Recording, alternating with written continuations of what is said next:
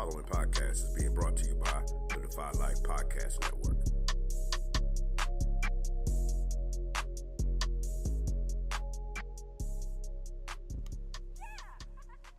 This week on the Defy Life Podcast, we will salute our newest patrons and listeners. We'll talk about Kyle Korver's article on race in the NBA. We'll talk about some NFL wideout beef. And we'll let Al talk some baseball, I guess. And as always, we will answer listener questions and wrap it up with some trivia. All that and more. Let's get to it.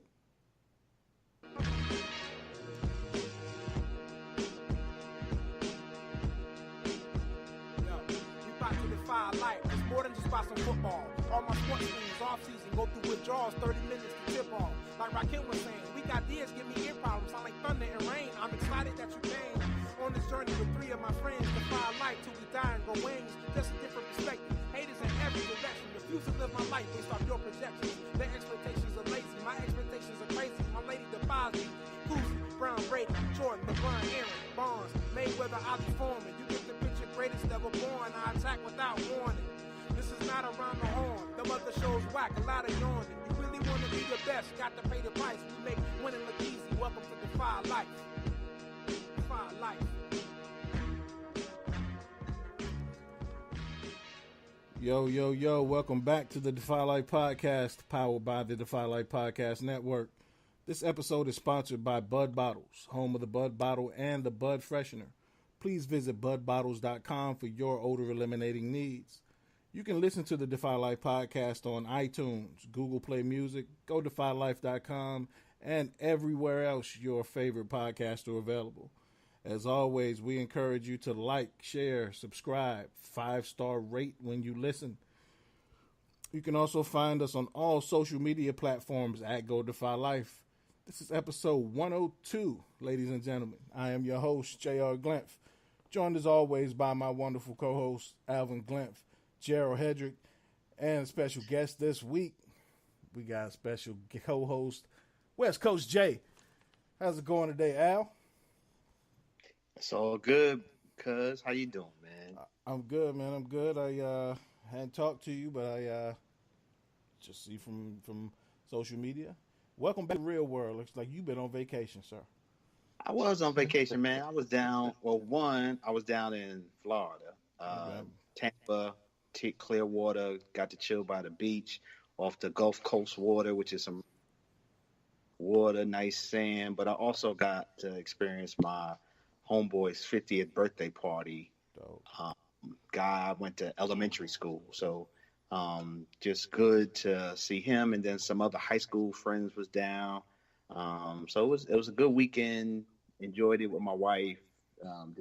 We had a good time. It was good to get away. So yeah, good weekend. But you're right, back to the grind and back to life. And back into dealing with these knuckleheads. Back to dealing with these knuckleheads, but this the best part of my week. So no doubt. I enjoy. Even if I was on vacation, I would really try to find a way to plug in if I could. So right. I enjoy these knuckleheads because I am a knucklehead. I enjoy knucklehead. Takes one to know one. That was that guy that rode his bike with you across the bridge. Oh, my man Keith, right? It takes a knucklehead, but it doesn't just take a knucklehead to know a knucklehead. It takes a knucklehead to enjoy a knucklehead. Right. So, I think that's what this is all about. We a bunch of knuckleheads enjoying each other, talking shit. I'm right. Well, since he's so itching to talk, Gerald Hedrick, how you doing today, sir? Yo, I wanted to talk, son. Yo, I got a lot to say, B. We know.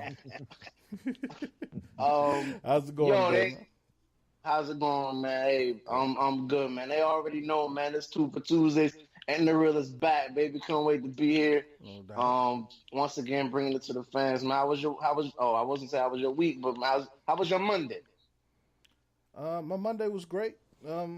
Tuesday was even better.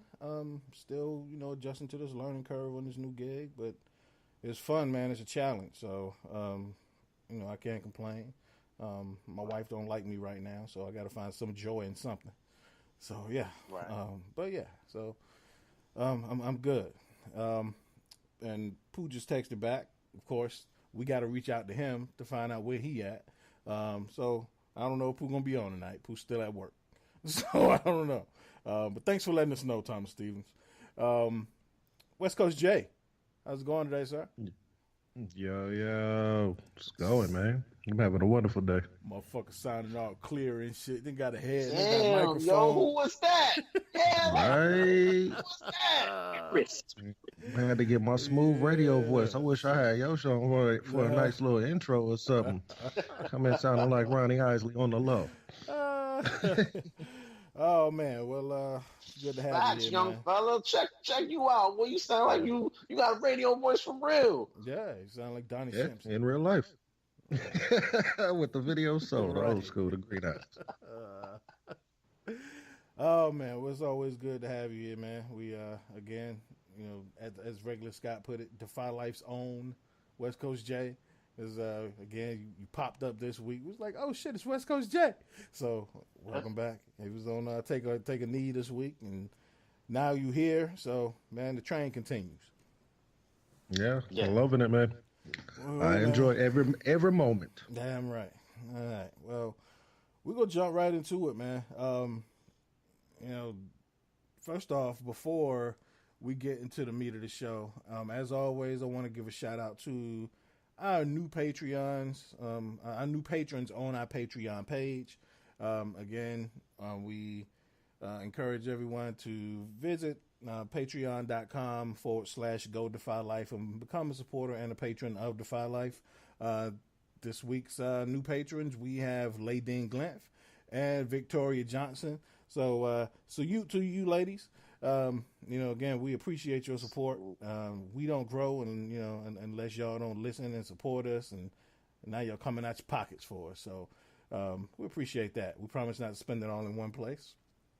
That's right. And also, I want to give a shout out to Charlotte, North Carolina. Money, tell your peoples I said what's up. Charlotte, I just want to give a shout out for being our most listened to location on our show and across the network for the last 30 days. That's what's up. Salute to Charlotte, That's man. what's Hey, Charlotte is Queen City, Crown Town in the building, baby. I done told everybody. Defy Life. It might be something to do with. I was just there a couple of weeks ago rocking the Defy Life sweatshirt. See? True that. I think it's got more to do with me, but I'll give you that one. I'm not surprised you think it has something to do with you. I'm not, but I still think it has something to do with me. So True that. Like, rock your gear wherever you at, folks, because No you could doubt. be attracting listeners. Rock that gear. Exactly. And Salute. so Charlotte, with taking for the last 30 days, Charlotte is accounting for 12% of our listens and downloads across the network, and 16% of our downloads and listens on our show. So salute to Charlotte, man. Wow. Yeah. That's right. Shout out. So, That's the kids' home base. No doubt. I know people here. yeah, so I saw it. I was looking at numbers. I was like, oh, shit, it's Charlotte. Let's give a shout-out to Charlotte. So salute to you. We appreciate all the listens, all the support, again, to all our patrons. We love this continued growth, right? So first off, as always, we're going to jump into some news tidbits. So did everybody get a chance to check out the article by Kyle Korver on Players Tribune? I did not. I Okay. did not. So Kyle Korver, of course, now forward for the Utah Jazz. Most people probably know him from his time in Cleveland, but one of the best shooters in NBA history. One of the better white dudes, more known white dudes in the league right now. And he penned an article called, and is everybody familiar with Players Tribune? Yeah. Okay. Mm-hmm. All right, so he penned an article in the Players Tribune, and started off by saying, it took me a while to write this, and it took me even longer to build up the courage to release it. So essentially, it's titled Privilege, and it starts off with him talking about his time in Atlanta as a Hawk. And not sure if you remember, Al, when Thabo Sefolosha was with the Hawks, they were good friends. They were both with the Hawks. And remember when Thabo got arrested in New York before a Knicks game. Cops roughed him up, broke his leg. He got hurt. Right. Mm-hmm. And Korver said, just telling the story and saying he was ashamed that his first reaction was, "What the fuck? What the hell is Thabo doing out of the club at 4:30?" And he was like, "Man, the more I thought about it, it was like I was blaming him for what the cops did to him." And then he started talking about, Russell Westbrook. Remember a few weeks ago when Russell Westbrook got into a verbal altercation with a fan in Utah. Yeah. And, of course, Korver's now with the Jazz, so he was there front and center. Russ got into a verbal altercation with a fan. Fan essentially said some racially driven things to Russ. Russ was about to get in this shit.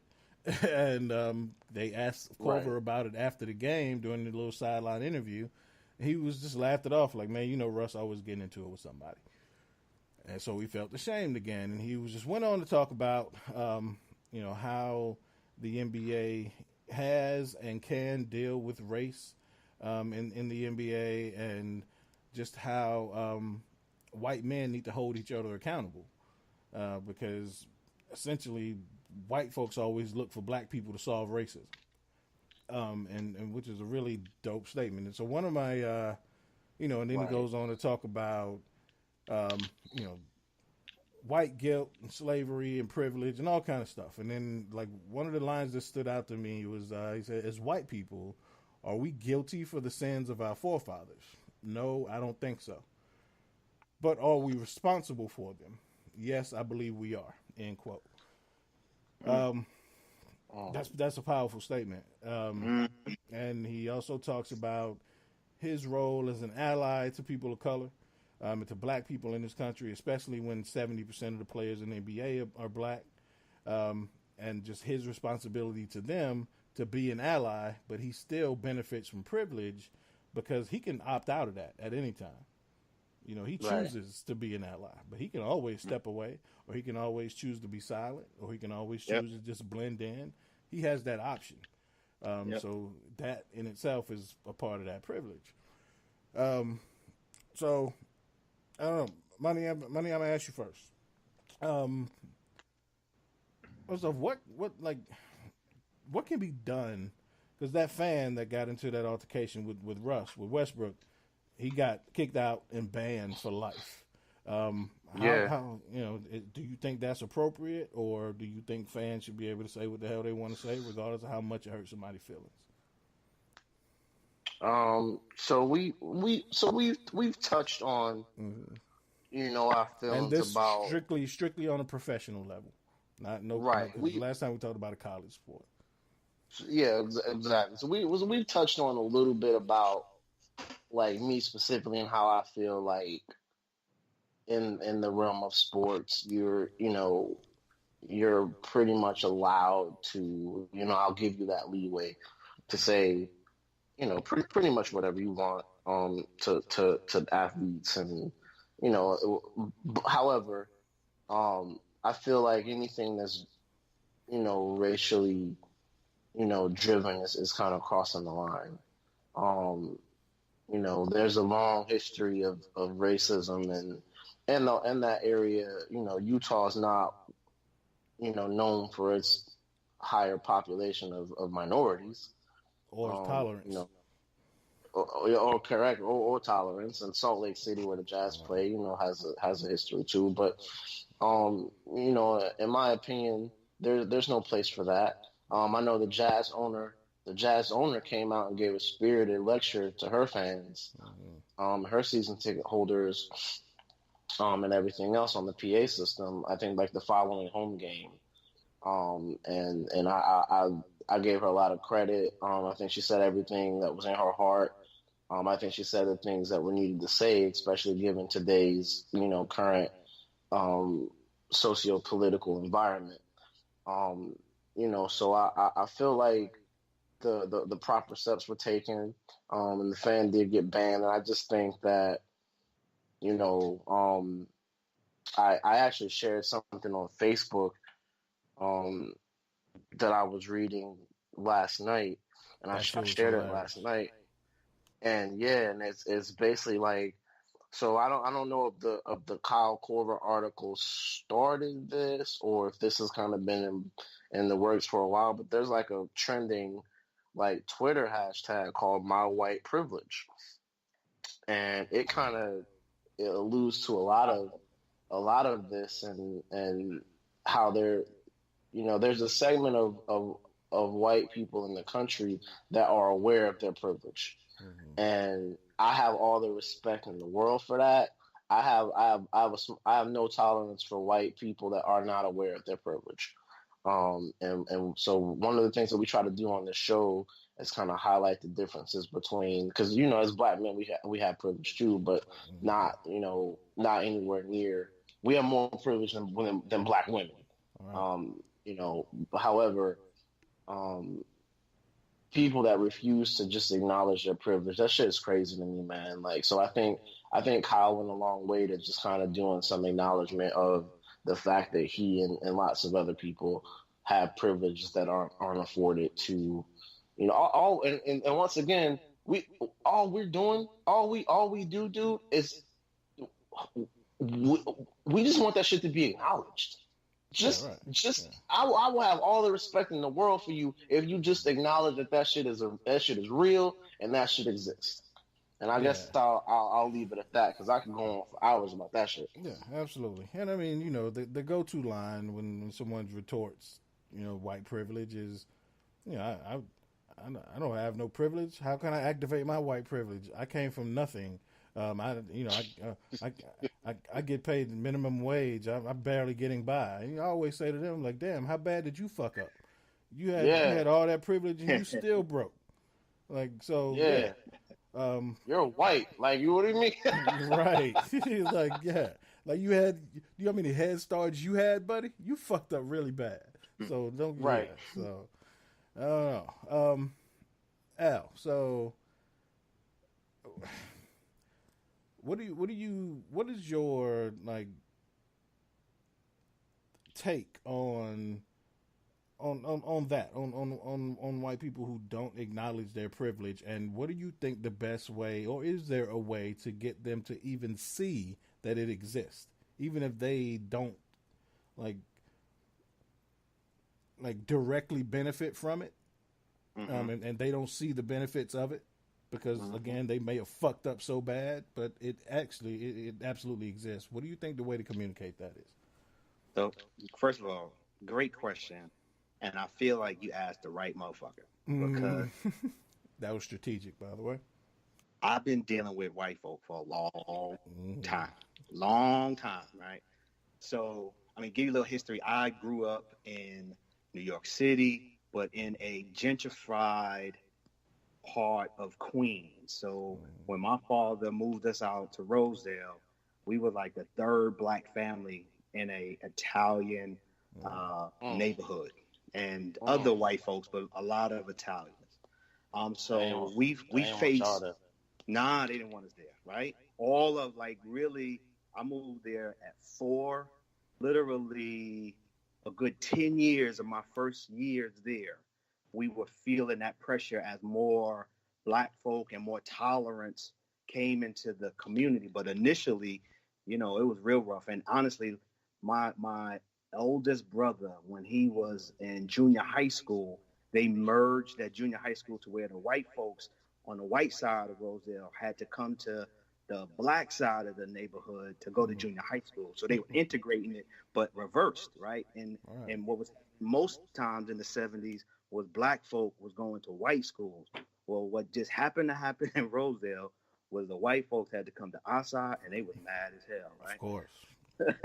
I mean, picketed the school and everything. Like, you can Google this. This was in the news coverage. My brother gets the valedictorian because he had the highest grade in junior high school. They feel like that ain't right. We need to have the white valedictorian, and made graduation a big deal.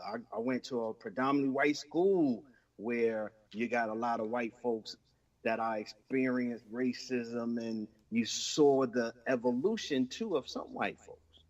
So, like, to talk to your question, like, how do you deal with it? The reality is I have seen change. I have seen distinction in where some white folk get it, like Money was saying. and some don't and ain't trying to get it. And it's not just an ignorance, it's like an arrogance to it. Oh, right. To where they feel like I ain't gotta care about what is oppressing you.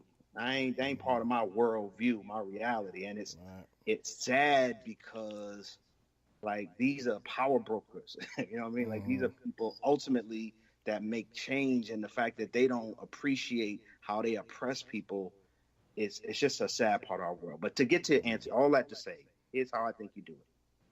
I think the reality is it's through communication and engagement, right? We can't stop trying to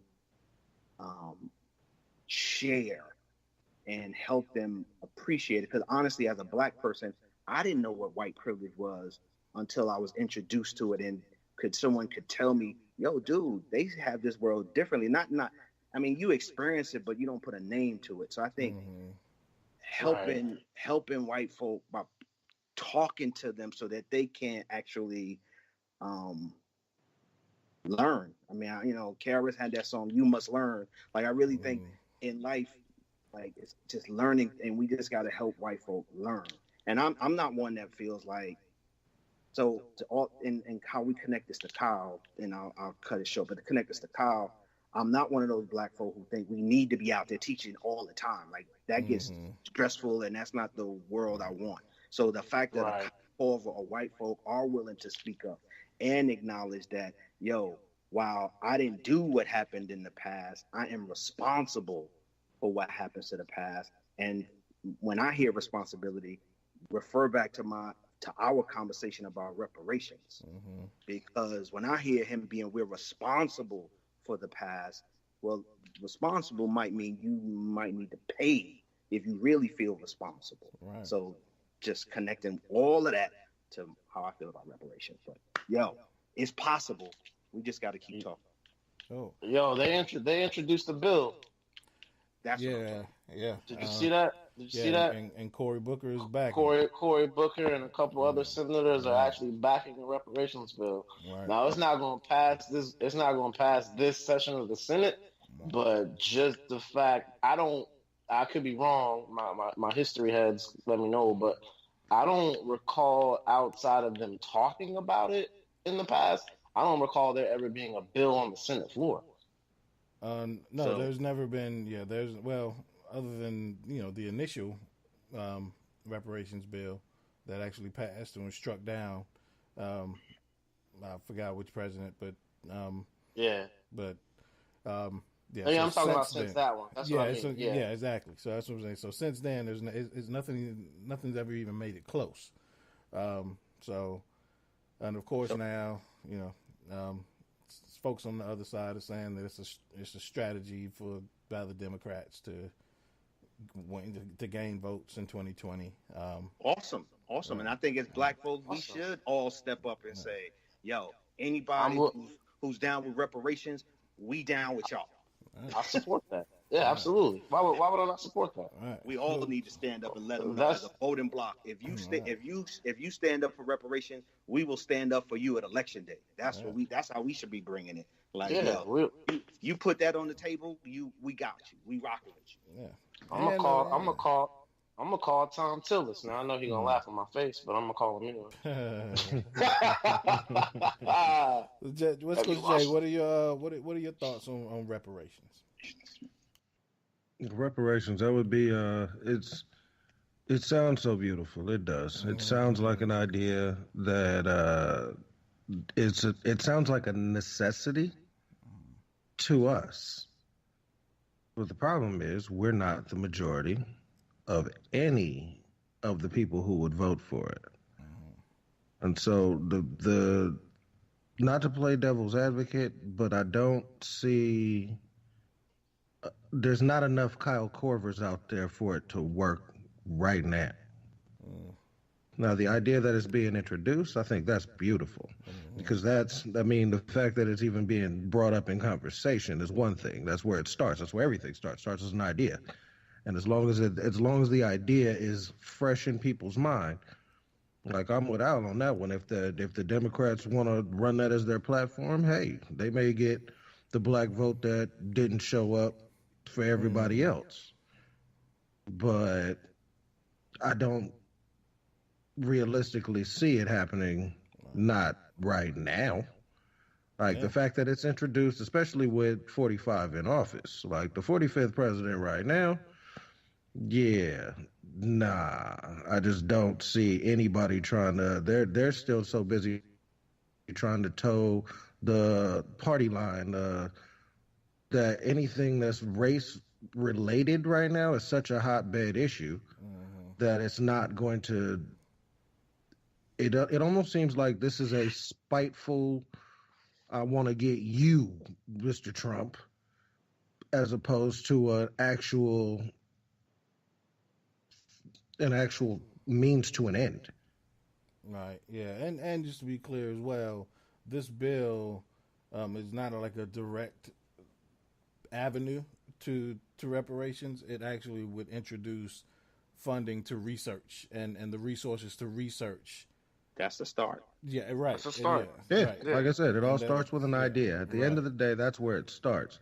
And the from the political side, though, I could also completely see the Republicans using this as their sounding board as well. Good. That means it'll pass. No, not in the good way. Just look at what they're trying to do to you. You marginalized. I can definitely see Donald Trump flipping it without question. Like he is one of the best spin doctors on earth right now. But I think as you know, on the other side of the argument, like that's in every, like, you know, you could say that towards gays, you could say that towards women, you could say that in terms of healthcare, you could say that towards immigration, like whatever that issue is. Oh, they do. They're gonna take it and try to flip it, and that shit stop us. Yeah, they do. I mean, it's not gonna stop the like I said, the idea. Everything starts with the idea. The key would be to germinate the idea, would be to grow the idea, and once the idea is set in people's mind, then the established I hate these particular words, but the established white patriarchy, they are going to have to at some point acknowledge that enough people are now saying it. Enough people feel that it's there, that they have to acknowledge that it's on the table. Because up until this bill was introduced, since the last time they even brought it up in conversation, they just sort of pulled the don't even look over there, act like this not happening technique. Yeah, and the thing they've been able to do is like change the definition of reparations. The word itself is to repair. It means to repair a wrongdoing, done to someone in the past. Excuse me. So you are repairing that financially. They've managed to flip the definition. It's kind of like the word nigga. Like they've flipped the definition and made it a handout. And it's which they do. And when I say they, I mean those magical words you just used, Jay. The patriarchy. The reigning patriarchy in this country, the same way Donald Trump is trying to flip it and make Social Security seem like a handout. And they have this way of twisting definitions. And of course, if you say something enough to the right people, to the people that follow you, they're going to start to believe it. So they're making it seem as if they just handing out a bunch of money to black folks in America. And our next topic will kind of tie into this as well. But it amazes me that, and Keon mentioned this before, Al, when y'all was talking about what did Barack Obama do for black folks, when he was like, there's never, and y'all was saying the same thing, but y'all just took two different perspectives on it. Was black people in this country? Black people are the only people in this country as a group that have never had specific reparations in any form handed, like passed and handed out. It's always we're always a part of a larger group who happen to be in that, in that conversation and included in that. So I think that's the biggest issue is folks just don't want to see. Folks just don't want to see black folks get nothing specifically. Like when And I he's think, to me, like that is more evidence of why reparations should happen. right. The fact that that has never happened. Y'all have never paid up for that. So Right. it ain't even a handout because you never did it. Yeah. It'd be one thing if you gave it to my great grandfather, and now I'm like, yeah, what about me? Right. Then you might want to say it's a handout. Right. Nigga, you ain't never paid a debt. Right. So Agreed. don't call it a handout. You still owe. Exactly. And what? I think until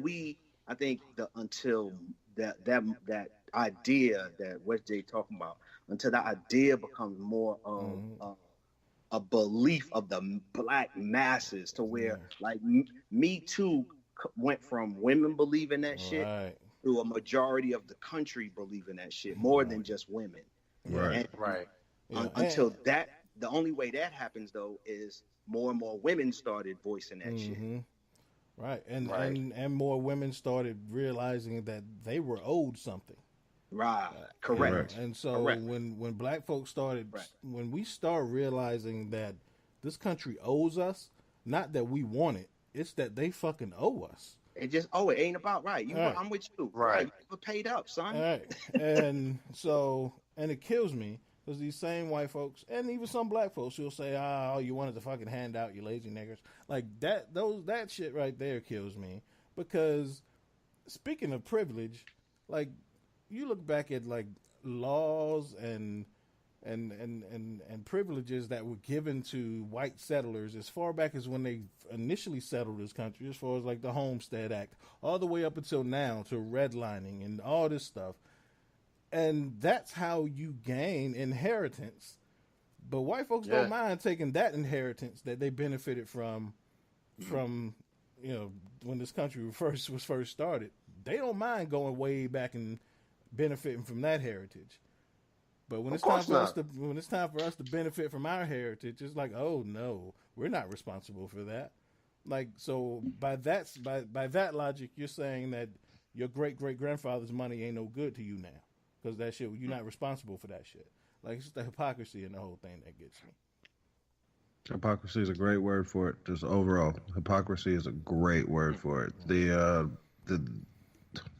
one day, and I'm hoping that this one day is going to be one day soon. But one day this idea will actually gain the momentum. It'll gain the biggest problem that we have right now is that it's the loud minority, in the sense that we can talk about this intelligently. We can actually have a conversation about it. But there's the people that make the most noise are not being intelligent with the things that they say. And so that becomes the biggest problem for any kind of movement actually gaining momentum, is that the loudest, the people that are the most influential on the social medias, they are the ones that get the bullhorn. Everybody else is like, but that's not what we ain't said that. Yeah. And so but it has to, the quiet majority has to become more powerful than the loud minority. All right. Yeah. And then we look at, and you speak about the loud minority, and I'm going to slide into our next topic, because it kind of, to me, this is a perfect example of why there need to be reparations in this country. Is and Money, you brought this up, is the increased, and it was already enough, but the increased alarming rate of shootings and shooting deaths in Chicago over the past weekend. I think there were like 30 shootings within a 3-hour period at one point. It's crazy. Yeah, it's crazy. But just the situation and the generational situation that a lot of black people in this country have been placed in, to me, screams for the need for reparations, because some people don't have a way out. But it's something crazy. Like, Money, what were your thoughts when you first saw that? Yo, so I was still doing all my reading and research on, Nipsey and Eric Holder and that whole situation. And then like what popped up next was like Chicago has like 30 shootings on this first warm weekend. And at first I was kind of jonesing off of it because I was like, damn, them niggas couldn't wait to thaw out so they can get back to shooting each other. Like, that's all. That was for real. I was all, like, full transparency. The first thought of them, and then I kind of chuckled about it. That was the first thought in my head was, them niggas couldn't wait to thaw out so they could shoot at each other. And then I was like, but damn, no, like, it's like we ain't learned shit. Like, we just lost a hero, a fucking legend. And boom, like, it's like Chicago ain't get the memo. It was like, they up there riding. And so, I don't want to, because I do hear, like, people will ask me, and white people will ask me about, like, Chicago is, what is this, the third largest city. It's a beautiful, beautiful city. It's an amazing city. It's culture after LA and New York. Yeah, culturally, it's a beautiful city. Structurally, it's a beautiful city. But it's got some rough elements, just like any city. And so I don't want people to buy into the whole notion that Chicago is all bad. You can just never go there. Like, that's not. I mean, they film movies and they TVs. They do a lot of shit in Chicago. So don't. But don't think, Chicago is one of the of larger cities. Chicago is one of the more divided cities there is. That is correct. That is correct. So then that's social economically there also. But like we've said plenty of times on this show, that is by design. That shit is on purpose. That shit is like, and that's how our country was socially structured, was socially engineered to be this way. So there are people that are fighting to break out of that, but that it takes recognition. It takes you to break your cycle of willful ignorance, of purposeful ignorance. But man, when I saw it, man, I was just like, wow, man. And then I just thought, it's like, if we gonna lose real genuine soldiers, if we gonna lose real genuine people that have nothing but love for our people, we should at least fucking learn something. I would have just thought that, even in Chicago, the guys up there would have been like, all right, guys, we're gonna put the guns down this week. Like, we just I'm just very disappointed. That shit was very heartbreaking to turn my page and then read that shit.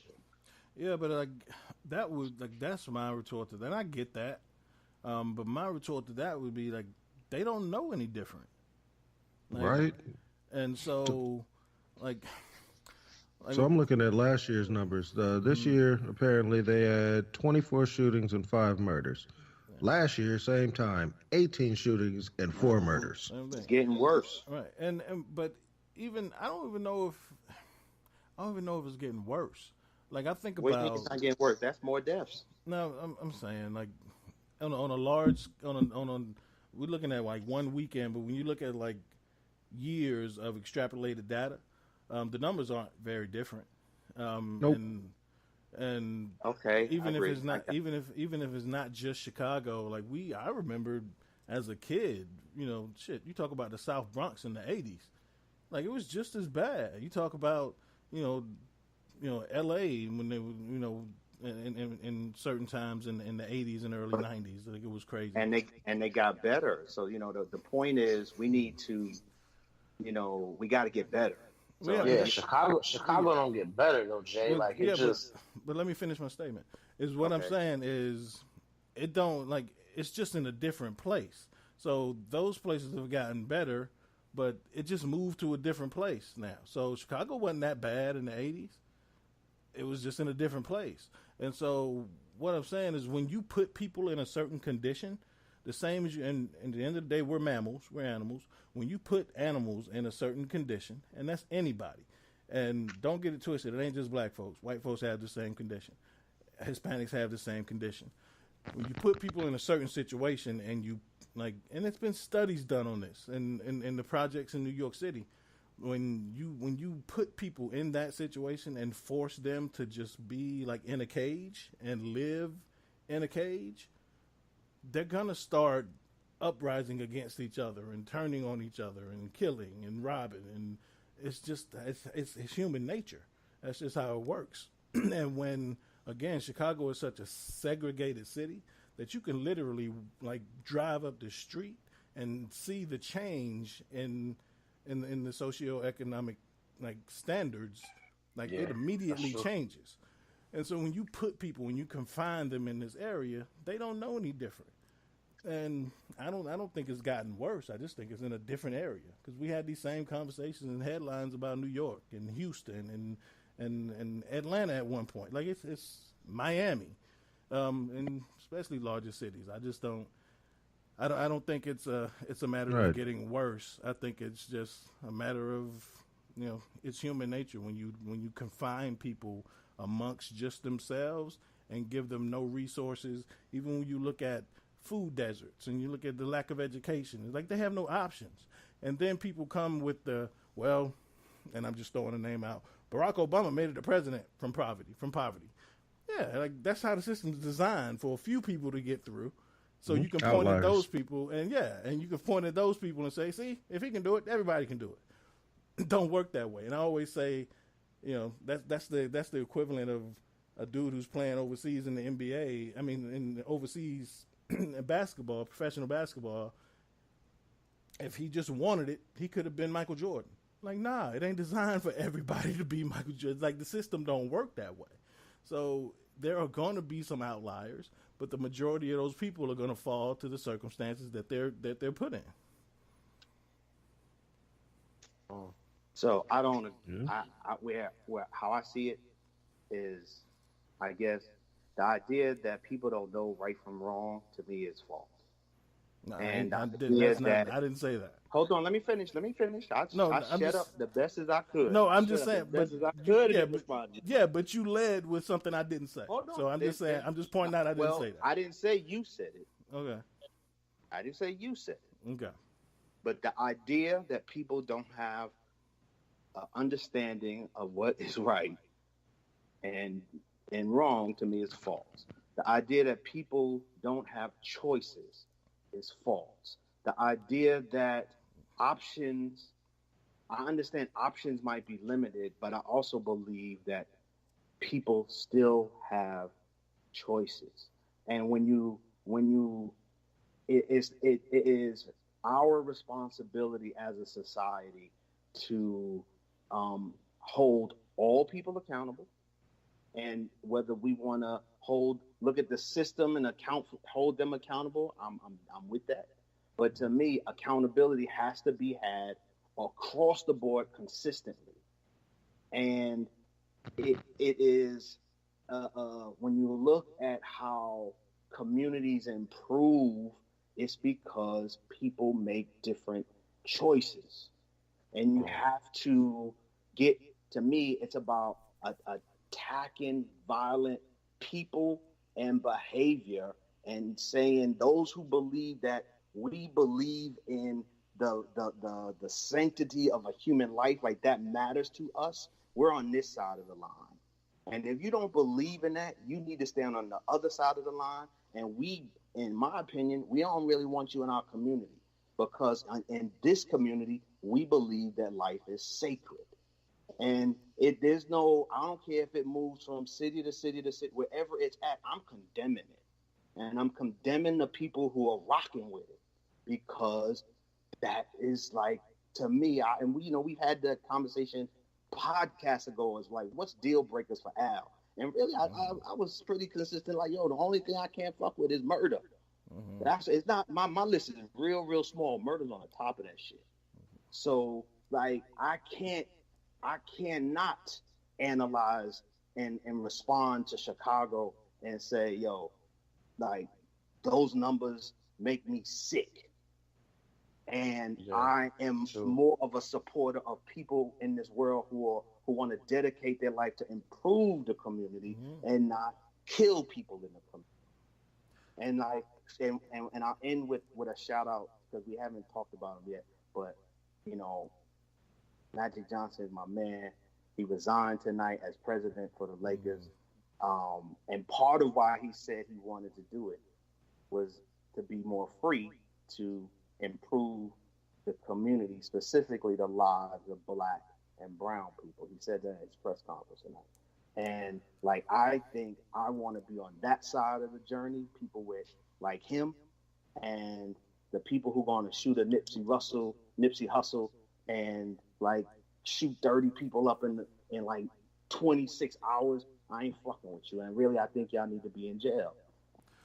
Okay. And I don't disagree with anything you just said. Okay. All right. I just think that there's two sides to it. And because those, like, it's, I would venture to say that the four of us on this call have at some point in our lives done some really fucked up shit. And I'll be the first to raise my hand. I'm right behind. I'm the second. Right there. So, yeah, right there. But I would not want to be condemned for that for the rest of my life. And I would not want to be held to that standard of who I am for the rest of my life. And that's what happens to those people in those communities, is they get held to that standard for the rest of their lives for even lesser shit than killing somebody, right? And so, relatively speaking, it's easy for us to say it's all about choices, and because we have the tools to understand that. A gun wasn't put in my hand when I was 6 years old and told me this is the only way. So you get what I'm saying? So a lot of those people in those communities, that's all they know. And so I get it, like to say it's black and white, that people should know right from wrong. Yes, absolutely. People do. And to say that people have options even if they're limited. But I've never been in a situation where my family ain't gonna eat if I don't sell drugs. I've never been in a situation where, you know, it's 14 degrees outside and I got to steal a coat. I've never been in that situation. So, like, even though my options there is an option to go get a job and say, hey, I'll save my money and get a coat. Like, to somebody who's fucking freezing in the moment, that ain't an option. To somebody who's starving, like, to not steal a sandwich that's sitting there, it's a tough option. You get what I'm saying? So even though it's wrong and it's illegal, to me, it's human nature. Like, if you hungry, do what the fuck you got to do to eat. And sometimes that's all these people know in these communities. It's because they don't have the tools. They weren't instilled with the tools to know any better. And when I say they don't know any better, yes, of course, you shooting somebody, you killing somebody, you know that's not right. However, that's all you know. I'm down for doing that shit. I'm down for doing all of that shit that you said to feed my family, except taking somebody's life. You don't know that though. Yeah, I do. No, you don't know that.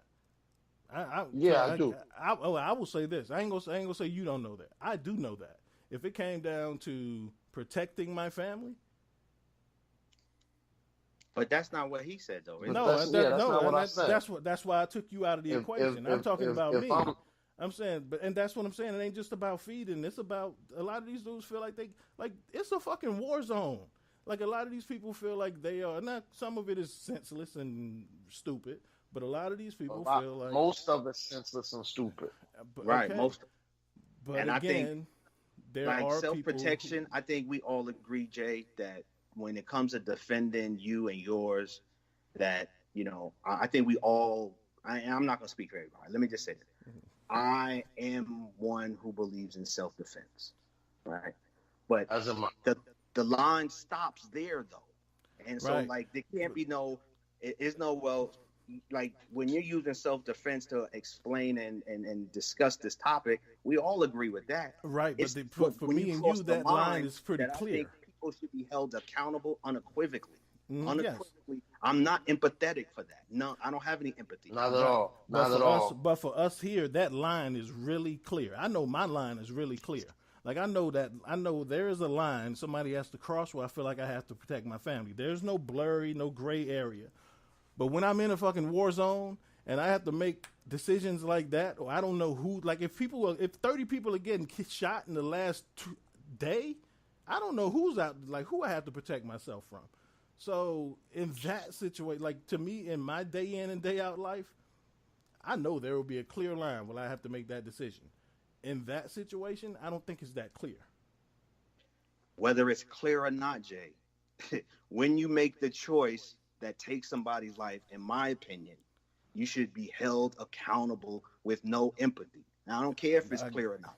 Yeah, I'm just feeling like when you take somebody's life, and I'm not talking about in no way self-defense, but when you take somebody's life, when you cross that line and you take somebody's life, no, I don't have any empathy for that.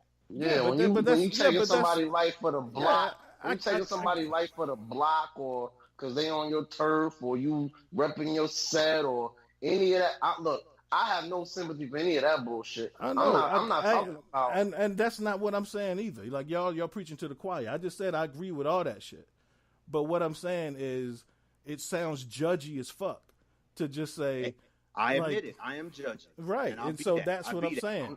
And that's what I'm saying is I'm not. And I think we all need to judge that, Jay. No, I'm judging too, Jay, because 5 people are dead and 25 more got shot. Yeah, but y'all are saying they need to be held accountable, which they are. There'll be investigations done, and if they not, then that's a different, like, that's for the police and the investigators to handle. If they don't figure out who did what and all that shit, that's not my line of work. What I'm saying is, like, when you're in a situation and that's all you know, and then like, man, I think that's not all they know, man. That's not all they know. People on the south side of Chicago, they sending some of the best and brightest kids to this school, and that's not all they. Yeah, but Jay, you're talking about the outliers again. Jay, we might sound judgy, but you sound like you co-signing this shit. No, I'm not co-signing shit. What I'm saying is, if I'm going to be on one side or the other, I'd rather be on the side of I'm judging that this shit is whack. Because what you doing honestly sound like you co-signing this shit. Every time you say, I agree with y'all, but. No, I didn't say but. I said how. I said, yeah, you did. No. Okay, if I said but, whatever. Semantics, whatever. What I'm saying is, I, like, even as a father, I'm 100% aware of not to judge my kids, regardless of how pissed off at them I am, regardless of how bad they fuck up. I don't let them feel judged because I fucked up worse than them at some point, right? You just talked about Magic. If I wanted to be judgy as fuck, I would have said, well, what the fuck you been running the Lakers into the ground for the last 4 years? You should have been out there helping black and brown folks from the beginning. Like, that's judgy as fuck to me. So instead, I try to gain a sense of understanding and look at it from their perspective and, like, try to understand the root of the problem, not the actual action, because I know the action is fucked up.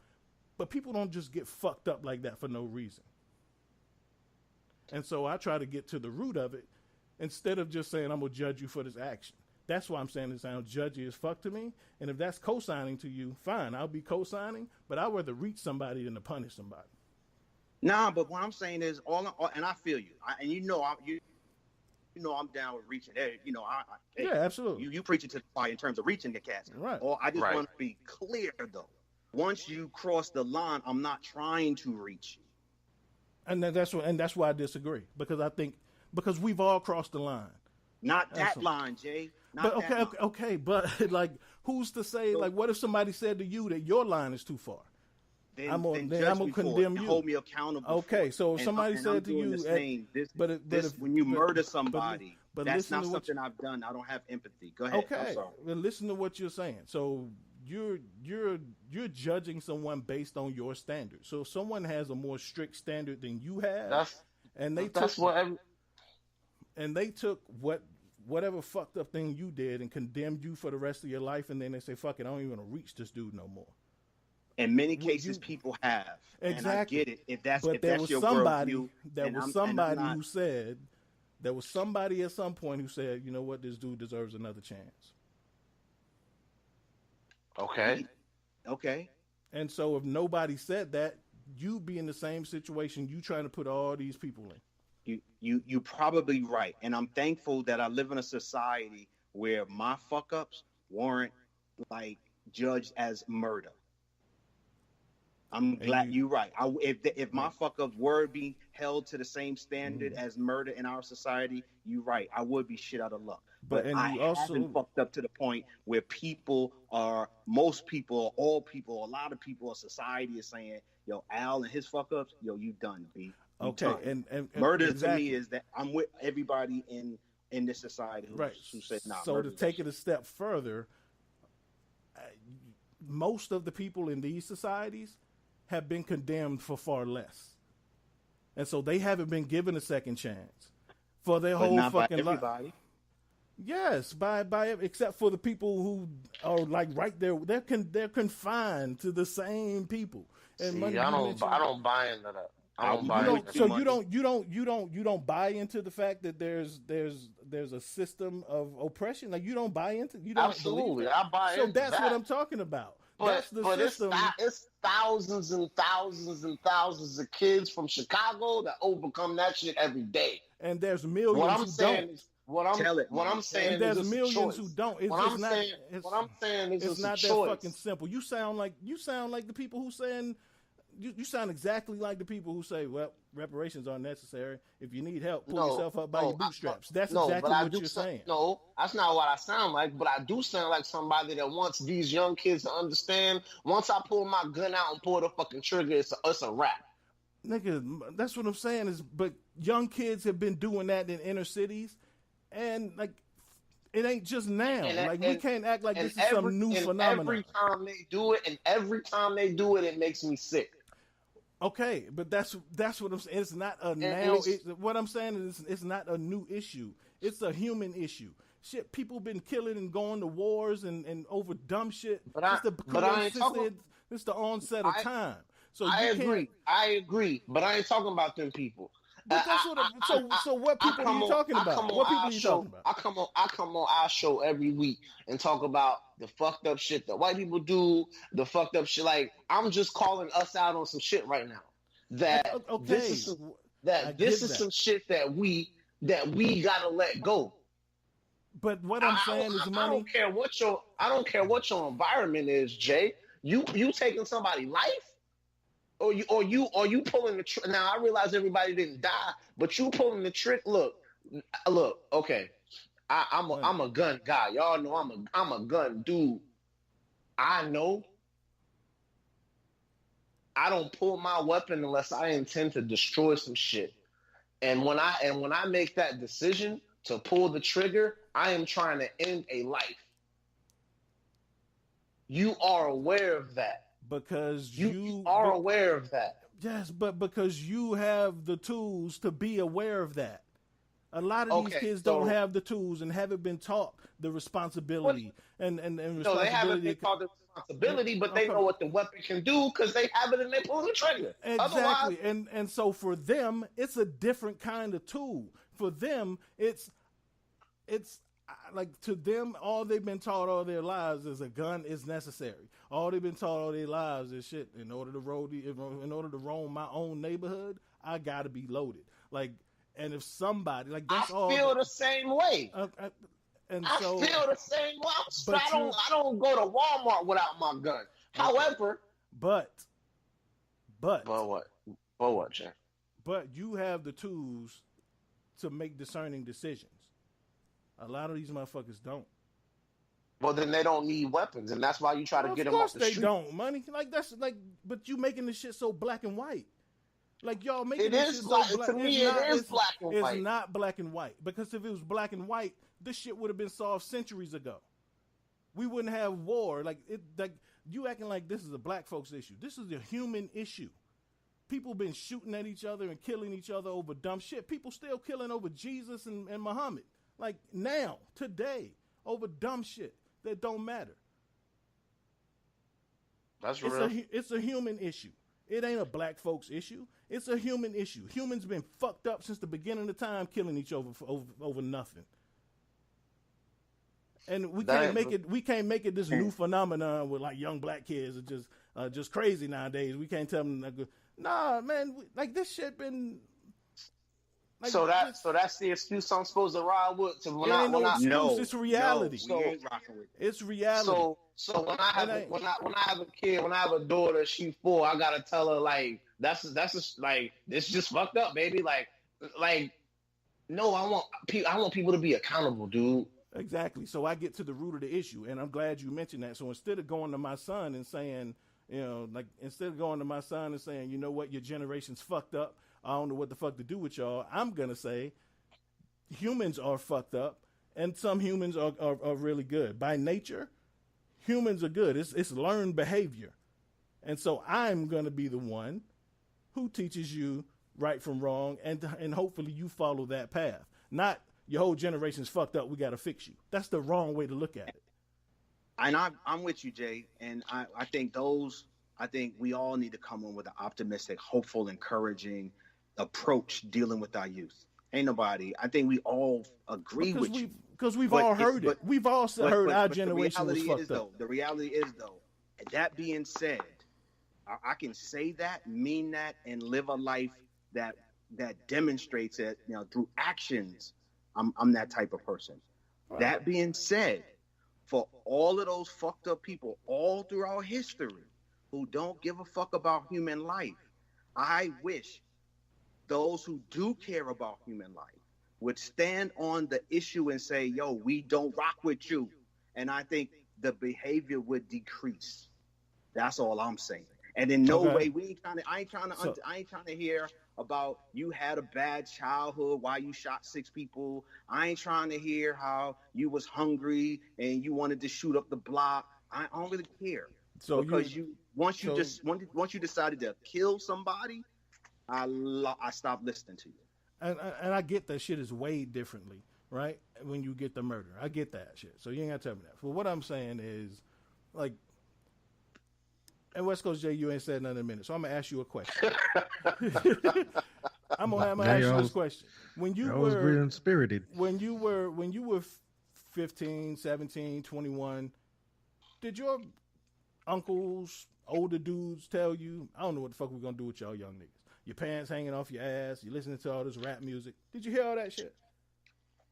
I mean, of course, but right. Like and I'm sure the same dudes who were saying that shit to you heard from their elders about the same shit. Is that, oh, you wearing these fucking bell bottoms, you got these afros in your head, you listen to all these crazy, smoking all this weed.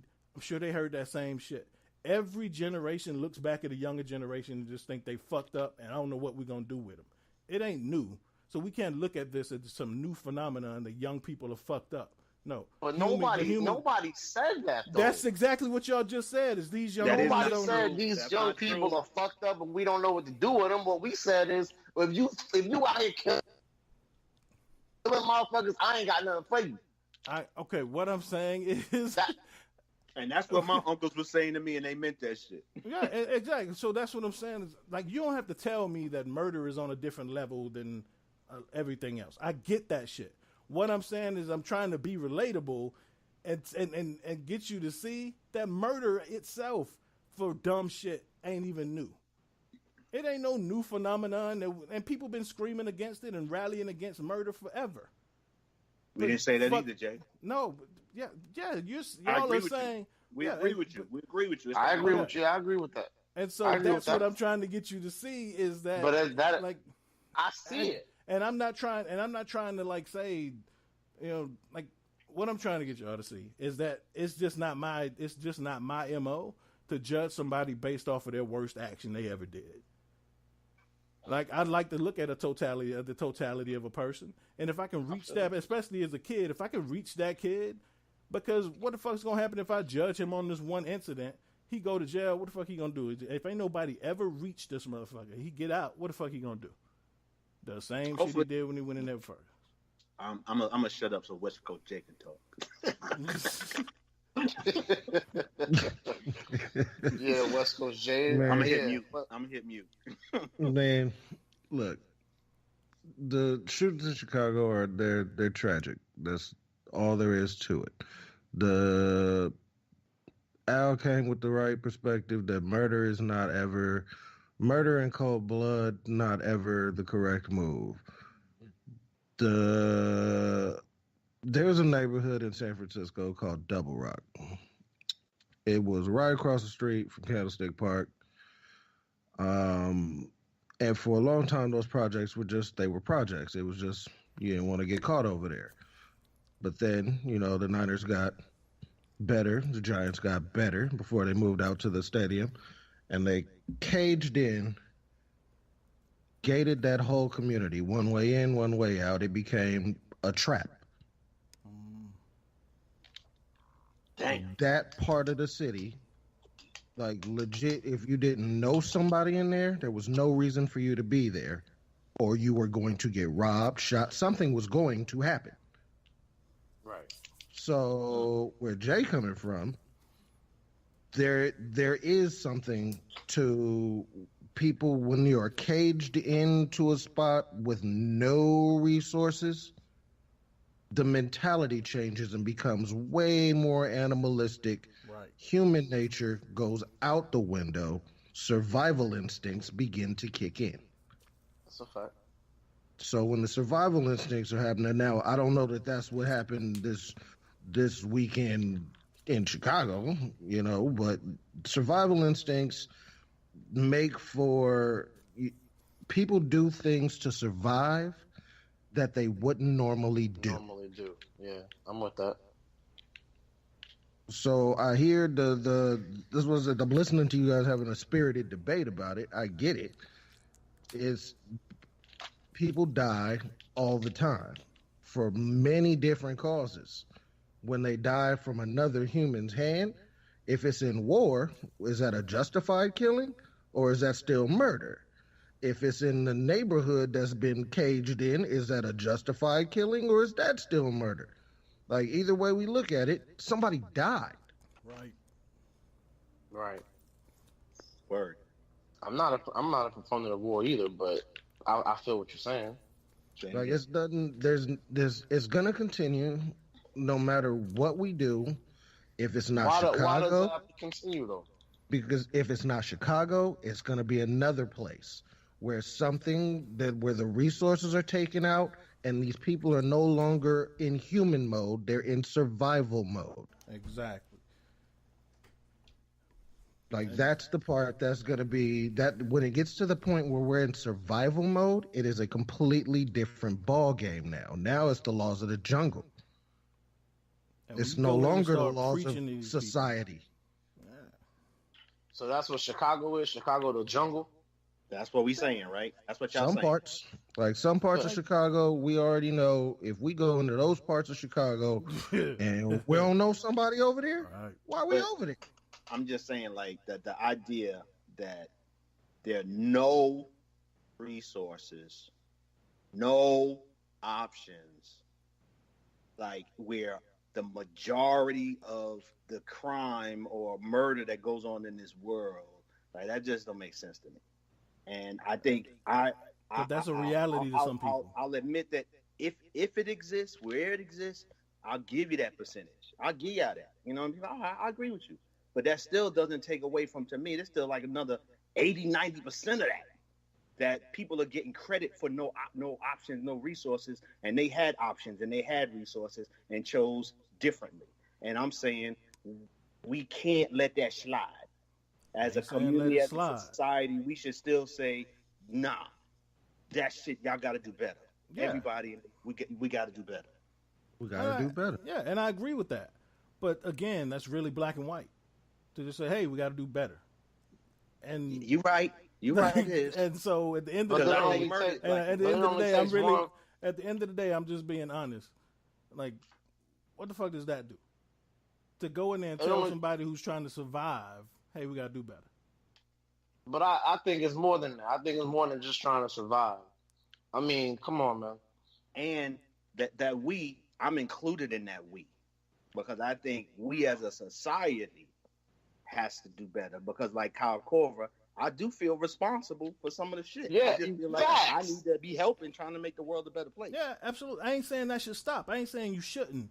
But I'm also saying that, like, we've all been at a point where we were ignorant to something at some point, and we thought we knew. I agree.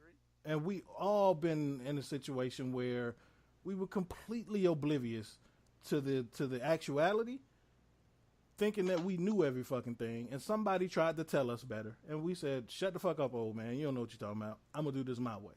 We've all been there. Yep. And fortunately for us, we all had strong people in our lives to stand by us even after we fucked up and told them to go the fuck away. The majority of the people in these situations don't have that. The majority of these people in these situations and in these communities, the older and leaders in their community have the exact same mindset that they have. So when I say that's all they know, I'm saying that that's all they know and that's all they're surrounded by. Like the OGs in their Dude, communities. Even when you banging and you have OGs, those dudes have standards and they have rules, man. Them ain't the OGs I'm talking about. I'm talking about like these kamikaze ass OGs who ain't got no standards. They passing that shit down generation after generation after generation. I ain't talking about nobody with a code of ethics and rules to engagement. None of that shit. I'm talking about dudes who is just straight out locos and passing that shit down to generation, and they ain't trying to hear like nobody preaching at them. They ain't trying to hear nobody like telling them what to do if they don't think you give a fuck. If you just go at these people and say, hey man, you got to do better, you fucking asshole. Like they ain't trying to hear that. They gonna shoot you. What I'm saying is yes, I agree with you, but I'm not that guy who's like just you ain't shit, y'all ain't never gonna be shit, your generation ain't shit. I'm like people. We need to go into it with a sense of hope, and that people can like with engagement, with mentoring, with like I believe that it's possible, and I think that's what. That's all I'm saying. But what I'm saying is, even in my conversations with them, as I'm telling you, I want y'all to be better. Here's how I was as a kid. Here are the mistakes I made. I will also say, I'm with you as long as you right, son. So like my connection with you stops once you shoot somebody, and that needs to matter to you. That hopefully that matters to you, so that you don't make that stupid choice, so that you understand once you cross that line, I don't fuck with you no more. I'm not even there though, because I might not fuck with you is it's a broad term, because I still there have been people that have shot somebody and killed somebody who still have a life to live, and I don't think you just throw them away. That's essentially what you're saying, and so we differ. And so I still think, because it's like at some point you have to recognize that person who shot and killed somebody still has to be a part of this society at some point.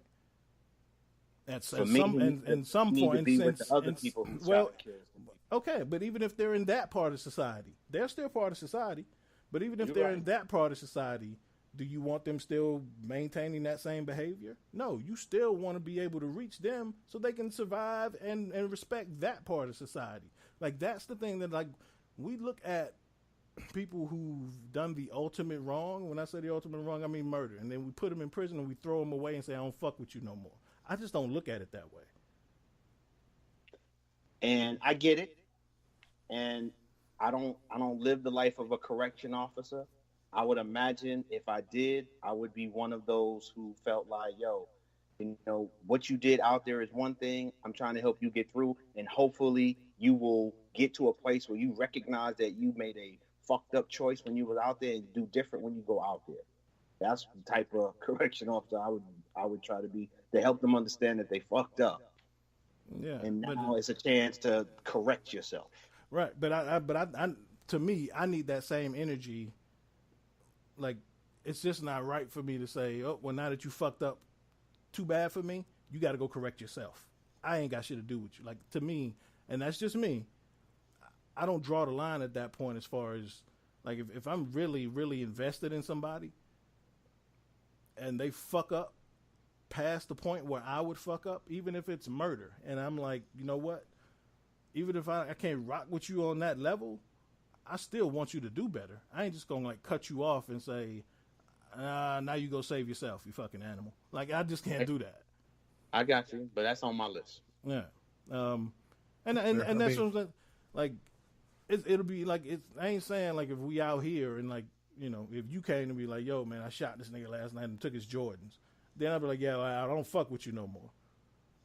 But I still would be like, yo, man, you got to do better. Like, and if you went to prison, I ain't gonna be like, yo, I ain't gonna ever go fucking see you. Like, and so same thing for a kid. If I'm mentoring a kid, or if I come into a kid's life and he fucks up that bad, I can't say that I would just cut him off and throw him away. I've known and loved you all my life. If you came and told me you shot somebody over some Jordans and took them, I wouldn't fuck with you. Yeah, because you know I have the tools and I have the resources to know better. Right. And I'm pretty confident that most people have been exposed to somebody. I just we believe that, because even those people, like even some of those kids, you know, in the worst communities, they got teachers, they got neighbors, they got people who have, you know, helped impart right and wrong in their life. So I tend to hold now with kids. Kids, I'm a little different because I understand the young teenage brain is different, right? So please understand what I'm talking about is really referring to adults. Now, I don't know how I would deal with a teenager who murdered somebody, because I know the teenage brain is different.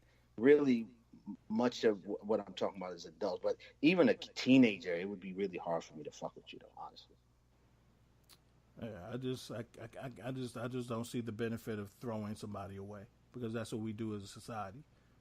We condemn somebody for their actions and we throw them away and expect them to get better. I'm a restorative type of dude, except for murder. Everything else, I'm so with you, Jay. Like, yo, we need to give people opportunities to redeem themselves in life and help.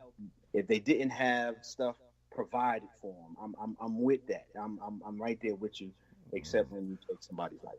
Then you lost. You know what, Al? I do think people. I'm not gonna say that I agree with some of the penal code out there and all of that, but I will say I do, and I've said this on the show prior to now, but I do think people have the capacity to change. I think people's hearts change. I think people, when they know better, they do better. So I'm not saying that, you know, if you murder somebody, I'm done with you forever and ever and ever. But I will say, and once again, we're talking about just murdering people, like, because if you come in my place, or you coming after I ain't talking about none of that. You coming after my family or none of that. You better be ready to die. But what I am saying is, like, oh, I like that nigga Jordan's bow, and now his Jordan's mine. Like, yo, that. So if you do that and you 17, 18 years old, I'm not gonna say you just spent 20 years in the box and like you come home and like I don't like. I do believe that people's hearts can change, man. Like, so I get that part. It's just in that same vein, in that same time, I'm gonna think you have no respect for human life. You have no respect for yourself. You have no love in your heart. It's not that we saying we don't fuck with you. It's that we saying the things that you feel that makes you think that it's okay to take a human life. I don't fuck with those things, because you either have those things in you, which is evil, or you have a complete lack of empathy and emotion and caring and sensibility. Like you lack too many things for me to fuck with you. Yeah, I get that. I absolutely get that. But now, and I'm not saying that you can't obtain those things. I'm just saying, like, if you don't have those things enough to the point where you like, because I meet a lot of I don't give a fuck about shit niggas. I don't fuck with them. I don't have to know that you killed somebody, but if you in my space and you was putting out that I don't give a fuck about shit energy, and we at the club, like you the type of nigga that you'll pull your shit out and blow a nigga brains out, and I'm like, I know I don't fuck around in that realm, that air at all. Okay, and that's what I'm saying is that either like two things. One, it's different than a dude you just saw in the club and you know he fucking crazy and he gonna shoot. Like, that's different than somebody you're invested in. And then two, if we take that approach, then you really just speaking against what you saying. If you take that approach that I don't fuck with niggas who don't give a fuck, how are you gonna make change to the people who don't give a fuck if you choose not, like, off the rip, not to interact with them?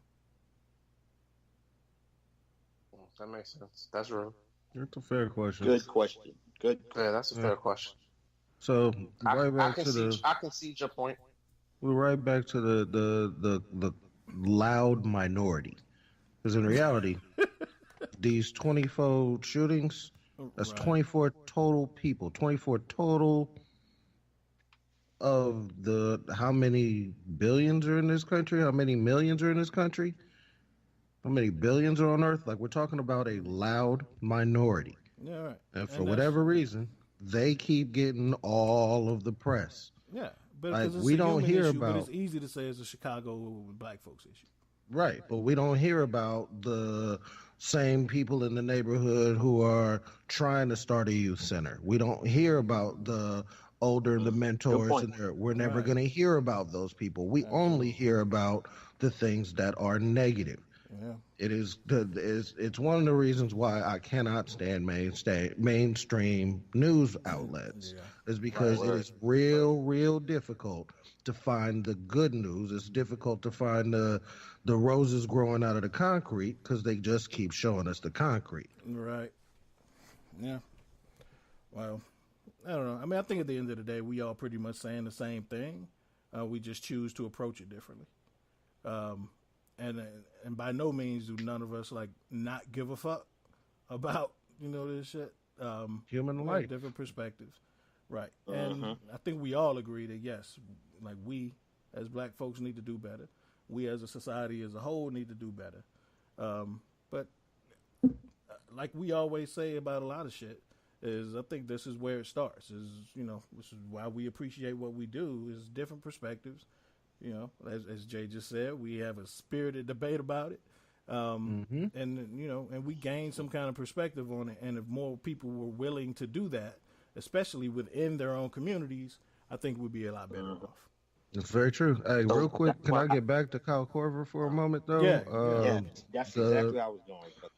Where one of the things that I read through the whole thing, and one of the things that he said was he said there's questions I've been asking myself lately. I'm going direct quotes here. There are questions these are the questions I've been asking myself lately, and I don't think I have all the answers yet, but here are the ones that are starting to ring the most true. I have to continue to educate myself on the history of racism in America. I have to listen. I'll say it again because it's that important. I have to listen. All right. I have to support leaders who see racial justice as fundamental. And I have to support policies that do the same. And then I have to do my best to recognize when to get out of the way in order to amplify the voices of the marginalized groups. But maybe more than anything, and this is from, I'm gonna use his words, and then I'm gonna switch it to what we were just talking about. I know that as a white man, I have to hold my fellow white men accountable. I know that as a human being, we have to hold our fellow human beings accountable. So I fucked with every one of them words, and the only thing I wanted to say is he's speaking truth, and from my experience, like the white folk that I've met in my walks who have that perspective are the ones who I will let in my home. Like that's the type of connection that's possible when you have that perspective in this world. And we need more white folk to like make that their walk. What he just said. Those are great words. Shout out to Kyle Korver. Shout out to Kyle Korver. Like, way to bring it to the forefront. No doubt. All right. Well, we're going to jump into a commercial really quick before we come back and answer some listener questions and then jump into some NFL, NBA, and we're going to let Al talk some baseball for a minute. So we'll be right back.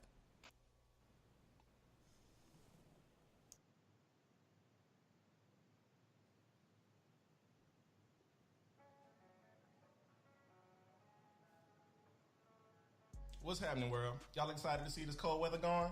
Man, step into the spring with this Defy Life gear. Fashionable pieces for men, ladies, kids, with everything from tees, tanks, crop tops, leggings, swimwear, and more. Stand out with Defy Life gear. Get yours at defylifegear.com. And as always, if you're not rocking with Defy Life, what's your life about?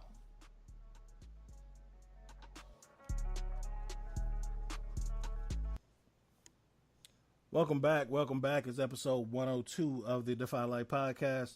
It's JR Glymph with Alvin Glymph, Gerald Hedrick, West Coast J. Hi, y'all. Y'all ready to talk these listener questions?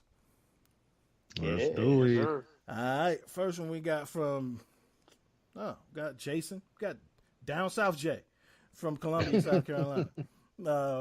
Jason wants to know, name one athlete and one artist whom you would spend your paycheck on to see live. It's a damn good question.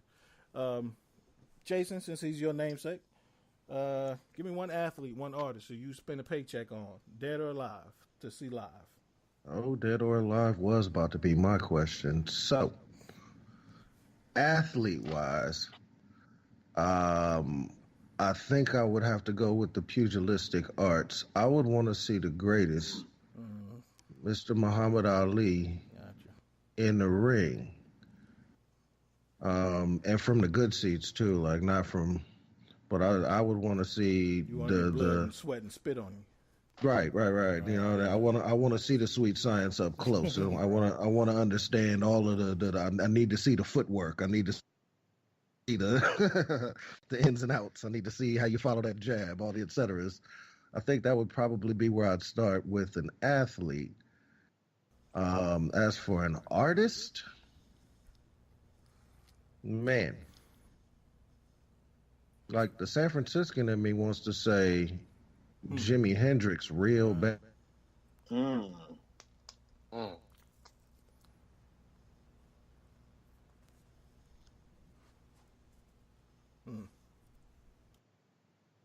Jimmy, but like not the Woodstock Jimmy, like catching Jimmy at a club or something when he was starting out. All right.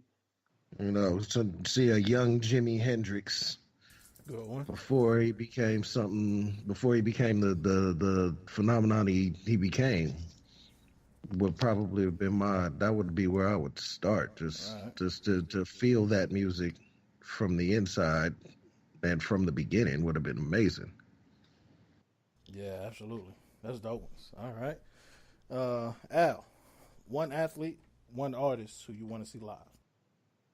So first, let me just say, because Down South J, a paycheck is a lot of money to spend. Hey, that's the whole. I don't know if I'm just cheap like that, right? But a paycheck is a lot of cash to spend on one artist or athlete. So with athlete, like, because I think that's a lot of money, and I'm kind of cheap for that amount of money, I want to be like on the sidelines watching Dak Prescott throwing touchdowns in the Super Bowl. Like, that's the athlete I would like to see, and what he would have to be doing for me to feel like I spent a paycheck to do this right here. And artists, though, I think once you said dead or alive, it was real easy, and I would go with Bob Marley. That's who I would pay to go hear him. And I kind of agree with Jay, like to see him early, like just roll with it, developing with a lot of energy. At an open mic or some shit. Yeah. That would be smoking a spliff. Yeah, like not quite an open mic, just past the open mic level. Like, you know, at the low level clubs. On the chipping circuit. Right. Who is this guy? All right. Yeah. Okay. All right. Money, what about you?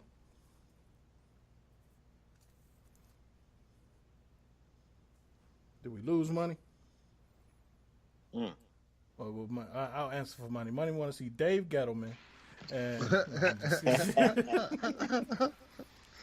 That's his favorite. as at a a karaoke. right, at a karaoke playing first base for the Yankees. Like he want to see him doing it all. Poor Dave Gettleman. Poor Dave Gettleman. Oh man. That guy. All right. Oh, well, I'll answer since money's gone. I'll take the opportunity to answer.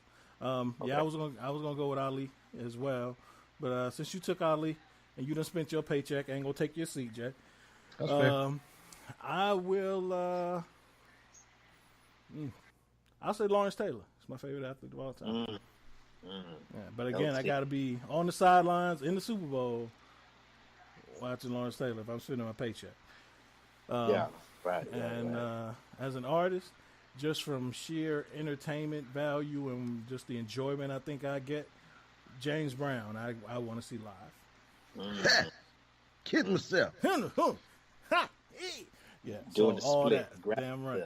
And like like a young James Brown where he was just still had all the ankle flexibility and still light on his like not light on his feet for an old man, but just like Deion Sanders' feet. Like Man, so, you know what? I'll be honest. I would spend a paycheck to go see like the young James because more than anything, I want to see the band. yeah, that's right. That's the coldest band ever, right Yeah. there. And little known Defy Life fact. So Keon, when we first started off doing music and shit in college, Keon grew up with Fred Wesley Jr. And Fred Wesley Jr. was Keon's producer, and so he made a lot of our beats.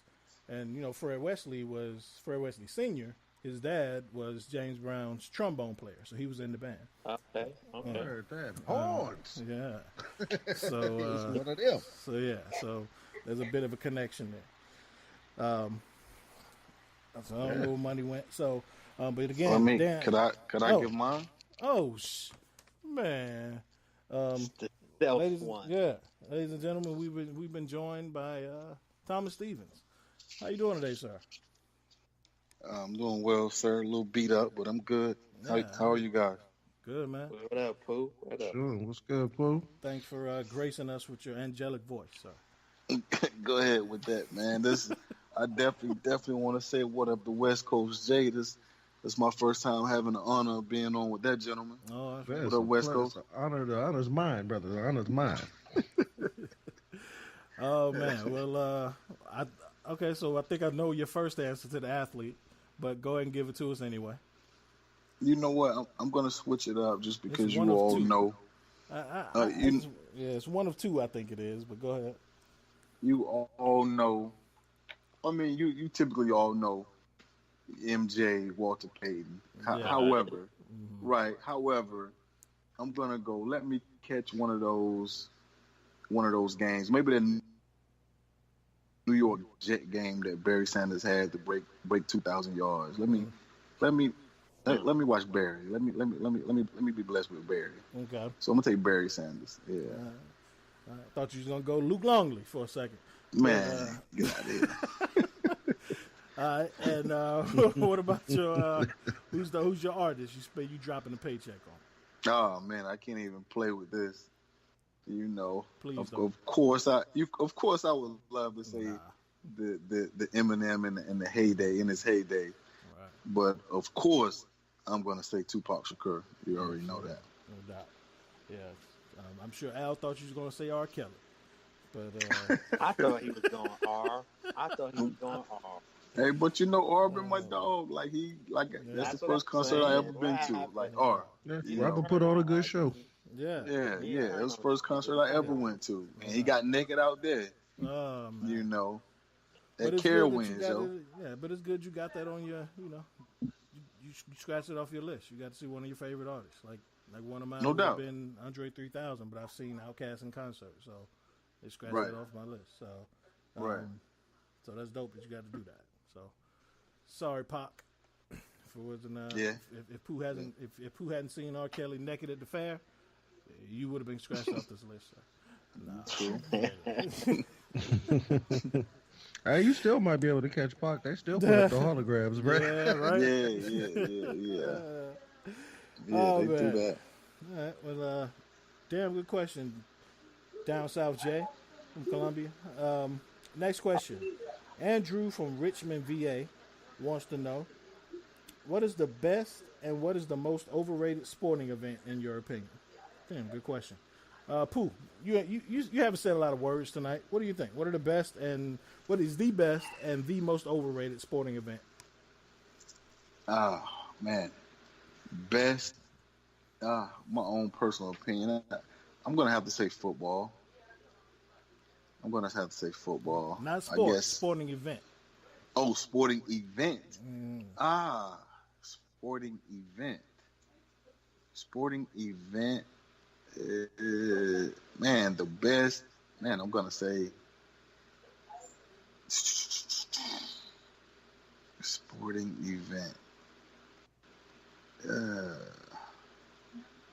Sporting event. Swing breaker. Let me think about this a tad bit. Let me get my bearings about me. Al, yeah. What's the best and the most overrated sporting event in your opinion? So I'm glad you corrected with the sport versus sporting event because I had it as sport too. But once you went to event, it got kind of easy. I think the best is tailgating at HBCU homecoming. Wow. To me, that's that. I love that. That's just with everything good about Black culture, you find that the HBCU homecoming. Love them. Got it. That's a good one. That's fair. All right. What's the most overrated sporting event? Tailgating at a predominantly white homecoming event. Wake Forest, we talking to you. Because it lacks most things that have to do with Black culture. At those things. So, been to both, and one is the dope shit, one is overrated. Right. And they got raisins in their potato salad. Doesn't matter want that shit. All right. They got cornhole. That's about. They got that. Yeah, they do. Yeah. All right. Let's go, Jay. What's the best and the most overrated sporting event? All right. I think it's because it's probably so fresh in my mind that I'm going to say that the best sporting event is the NCAA finals. Like the NCAA Final Four weekend is probably my favorite of all of them. The passion the kids are playing for some of them this is the last game they'll play. Some of them they're on their way to stardom in the league. Some of them are just plain making a name and end up second round draft picks that show up later. Like that's for the best overall, I want to say that. And it's mostly because of the blood, sweat, and tears that you can see that are left on the court. Gotcha. All right. Overrated? The World Series of Poker. This one was simple for me. Oh, wow. I have no idea why that is televised as a sporting event. Right. So I was like, is that sport? Like, I play poker, and I don't know that I could consider it a sport. It's more of a lifestyle activity. Right. But that's where I have to go with the most overrated, because it only got popular because some dude named Moneymaker won it. And now we have to watch it all the time. It's like, but guys, like, stop. Yeah. I don't need poker all night, every night, on every channel, the whole time. Like, how many people know how to play? How many people know how to play Omaha Hold'em for real? How many people know Omaha Hold'em exists? Exists. Like, how many? Like, I could play it, but again, I'm a poker player. I can't help it. Man. Yeah, that's about where I'm at. Now, the second, like, Al, I think you was probably going to lean towards the Super Bowl just because your first response was football. Or, Pooh, your first response was football. So, yeah. I think you was swing back to you, Pooh. What are you thinking? All right. And I thought about and definitely the Final Four. You know, that was on the tip of my tongue, like because I thought about all the emotions and everything. But I'm gonna go with, and my answer is I guess one and the same, man. Because growing up, watching the emotions before the game, the national anthem was like a huge part of the sporting event because I felt this overwhelming passion for my country, and now I guess a 40-year-old man, now I feel like it's overrated. Okay. So I guess I feel like I said, two of the same. I felt it for the most important thing, and now I feel it is the most overrated thing. So I'm gonna go with that. Okay. Interesting. Good one. All right. Yeah, I thought I was like Jay. I thought you was gonna go Super Bowl, but yeah, national anthem. It's a damn good one. All right. Yeah, good questions, Jason, Andrew. Again, we enjoy these questions, y'all. Keep them coming. If you have a question you want to ask or anything you want us to address on the show, hit us up on social media at Go Defy Life, or you can email us at info@godefylife.com. We definitely enjoy answering these questions and talking about your issues, so appreciate it. We're going to jump into some NFL talk, really just one issue. He's been dominating the headlines all off season, and he just won't go away. But Antonio Brown decided to pick the Raider. Right. Decided to pick some Twitter beef with Juju Smith-Schuster, his former teammate. And so AB took a shot at Juju. So he started off with just a simple keep your emotions off social media. And, of course, everybody got a kick out of that. And somebody, obviously a Steelers fan, posted a picture of Juju with his front in the frame of Juju 2018 Pittsburgh Steelers team MVP. And, of course, Antonio had to respond. And then he went in and said, that boy fumbled our season away, and we missed the playoffs, blah, blah, blah, blah, blah. Just went in on Juju. And Juju responded that, he's, ironically, Antonio Brown's a 31-year-old dude. Ironically, it was the 22-year-old who took the more mature approach.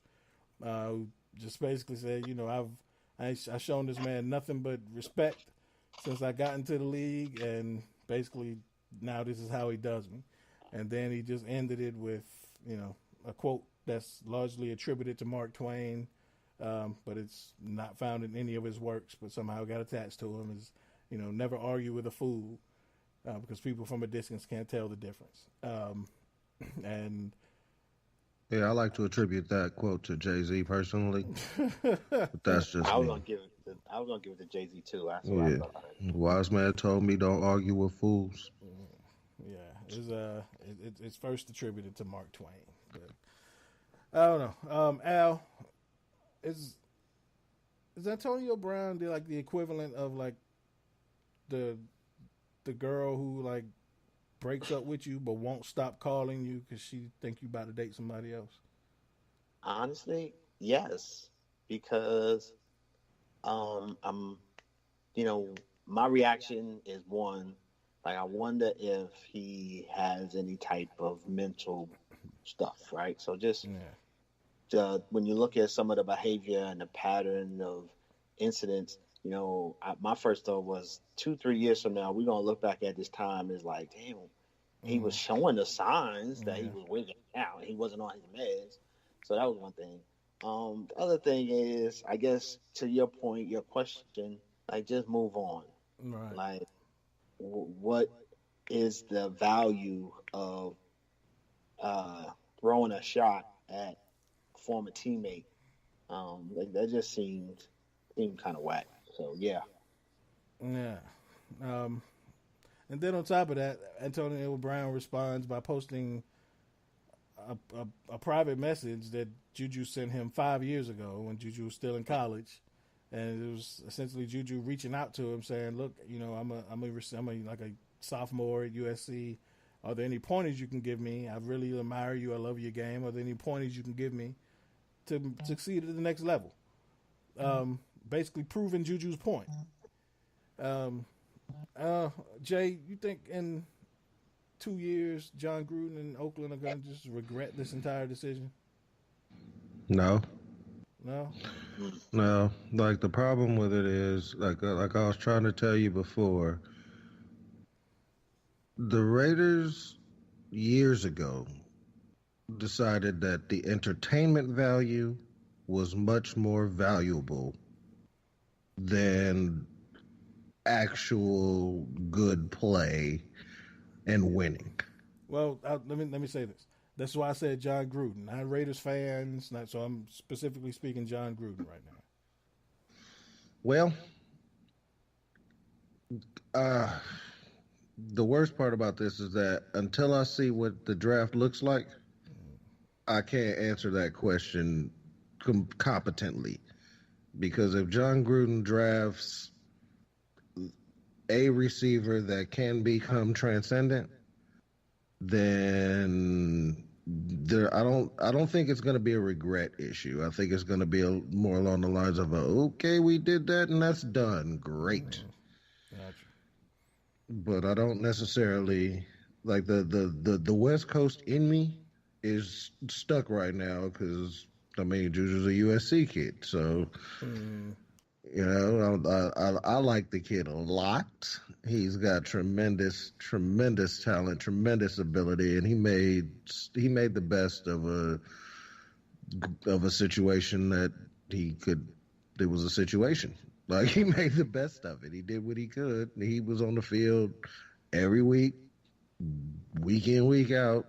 He showed up, became the Steelers MVP, and AB is now he's a Raider. And so at this point now, AB has to put up the numbers.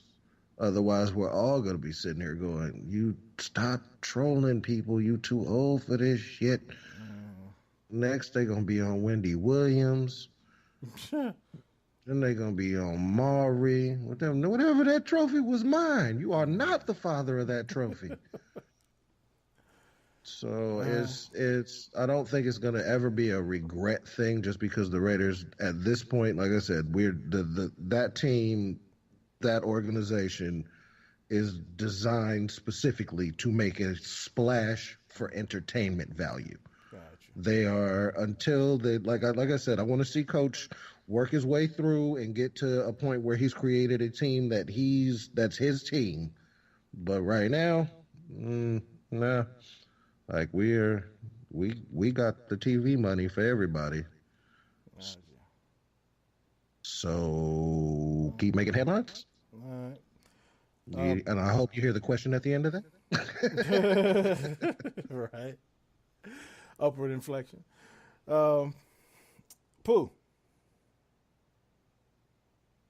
Tom Stevens. Yeah, I'm here. You are our resident fantasy expert. Give me, and I know I'm putting you on the spot, but okay, projected fantasy numbers for AB this season and Juju this season. Oh man, I actually have them rated. I have both of them rated in the top 10. Actually, I have AB rated the third fantasy wide receiver. I have Juju rated 8th because I just worked the numbers today, actually. Okay. But so I have AB with around 109, 106, 109 receptions, like 1,100 yards, like 9 TDs. I have Juju, around 96 receptions, 1,000, 1,050.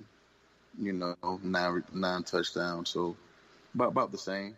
I think about them a little more, but I think AB have more receptions. They're going to be around maybe 100 yards separate them, 150 yards separate them, about the same amount of touchdowns. But I think And with John Gruden, most people forgotten. Maybe, I don't know. He's been out of the league for a while, but I mean, the kid had Johnson. I think Johnson had like 110 receptions. Well, Keyshawn. I mean, not saying Keyshawn's a bum. However, he's not Antonio Brown. Good God.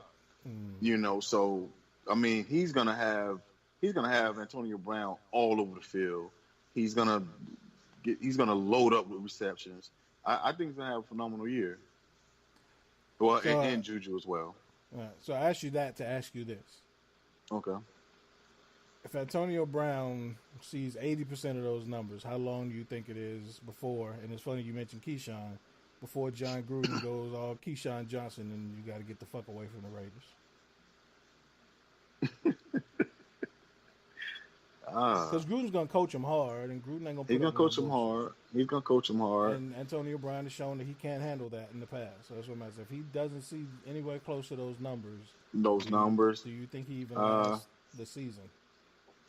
Man, without a huge implode at the end of the season, nah, he's gonna blow. I mean, of course, he wanted the money, but his ego, man. If he's not shelling out those numbers, getting reception after reception, touchdown after touchdown, he's gonna blow. Like West Coast said, if they draft another young kid and the young kid is garnering numbers and attention from Carr, he's gonna implode about that. So it's definitely a fragile situation. But if he's not garnering those numbers, he's gonna blow. Fragile is a great word. He's not only a world-class athlete. To me now, at this point, man, he's a world-class asshole, man. I just I don't know, man. I used to really like him, though. And I remember you talking to me about him, Jay, when he first came into the league. He was like, yo, this kid's going to be good. This kid's going to be good. And, I mean, he exceeded all those expectations. But he, like, as good as he got, much money as he gotten, he just became more and more of an asshole, man. Yeah.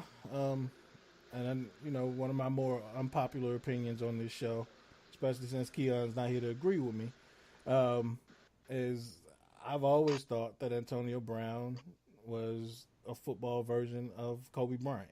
And Kobe, I'd say not in like the finals or anything like that, but like in a meaningless game in November. If, I always say Kobe would rather score 60 and lose than score 15 and win.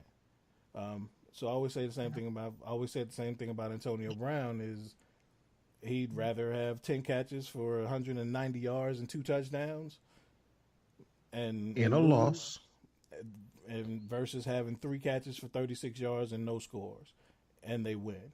If the Steelers just happen to win as a byproduct of those 10 catches, that's gravy. But he got to have his numbers. I've always said that. And you're right. He got everything he wanted as far as financially. But if he doesn't get anywhere close to those numbers, I think it's going to get ugly really quick. He's going to turn on Derek Carr. Like, the only thing I have to hope for is that they relax the weed policies because he is in Northern California. So maybe he'll get to smoke. Yeah, I don't think that's been stopping him, if you've seen him. So, I don't know. A blonde mustache, and so he's been finding some kind of way to do it. All right. Randy, next question. Somebody asked me this question at work, and it's kind of got me thinking because it wasn't as easy as I thought it would be. NBA. So, and that we all know LeBron's on the downside of his career. However, whatever number you want to put on it, 3-4 years remaining, in his prime as in that conversation. So once LeBron starts to fade, because LeBron kind of took the mantle from Kobe, and we're not necessarily talking about best player, but strictly face of the NBA. So LeBron kind of took the mantle from Kobe. Kobe kind of took it from Shaq. Shaq kind of took it from Michael. You can argue about who was the best player in those times, but I think those were like the faces of the league. Who do you think's next up in line, Al, to be the face of the NBA? I think it's Steph. Okay. I thought about for a second, just went through people, and I think with his success, his family, his image, so much of who he is marketable and sellable, and his brand the NBA can get behind. Like LeBron, I think they're gonna sell him. Okay. I think it's gonna be Steph. All right. Pooh, who do you think? Man, wow. I wanted to say Steph. The first guy jumped in my head. I wanted to say Steph. Then I was like, KD. Then I was like, nah, it's not KD because it's just he's the talent. He has the numbers, but for some reason it's just not it. You can't really put your finger on it. Thought about Harden. I was like, he has that. He has this, but it's not Harden. Then I said, you know what? Greek Freak. Greek Freak's the guy. Came from nothing to something. Scraped from the bottom, tightened up his boot scraps. Now he is where he is today. But I didn't settle on the Greek Freak. I'm going to settle on, 3 years, LeBron out. I'm going to settle on Zion. That's who I said. I'm going to settle on Zion Williamson. Yeah. Wow. That's what I said. And I thought about you, Al, when I answered that question because I was like, damn, I hope Al don't kill me for anointing this kid when he don't deserve it yet. But I could based on what I saw of him this year, he is definitely the player in a long time. Like I can't remember seeing somebody in college thinking, oh yeah, this is the next dude. And he's the one that I felt like this year. And I could see Zion quickly being that guy. Right. Yeah. And that's why I hope he gets to the Knicks. Right. And yeah, Pooh, I thought about Greek Freak as well, but I thought about it also. There hasn't been a foreign-born player to ever be like the face of the NBA. And so, it's just, I don't like, he has to be like Al mentioned with Steph, he has to be marketable and relatable. I'm just not sure how relatable Giannis can be. So, Jay, what do you think? Who do you think would be the face of the NBA after LeBron's time is up? Warriors. Steph Curry is the obvious answer to this question. He's already pretty much taken up the face of the NBA title. He's changed the way kids are learning how to play the game. Just because for no apparent reason now, everybody thinks a 83-foot shot is the correct shot to take. Right. But Steph Curry is the face of the league for the foreseeable future. In an ideal world, if we were going just plain if we just based on their playing, just based on their ability on the court, it would be Russell Westbrook for me. Because he's still just averaging triple doubles, and we keep acting like that's not happening. Like, no matter who you are, this only happened with 2 total players. He's the second, and he keeps doing it. Yeah. But at any given point, he still bristles. has Russell Westbrook's personality. Right, he bristles when people ask him questions about things, and so. As for foreign-born players, I want to say Giannis would have probably been the next best answer to that question. But because he's foreign-born, I think I agree with what you said, that we just sort of can't. Firstly, how many people can actually pronounce his whole name correctly? Yeah, right, exactly. Like, you got to start there. Yeah.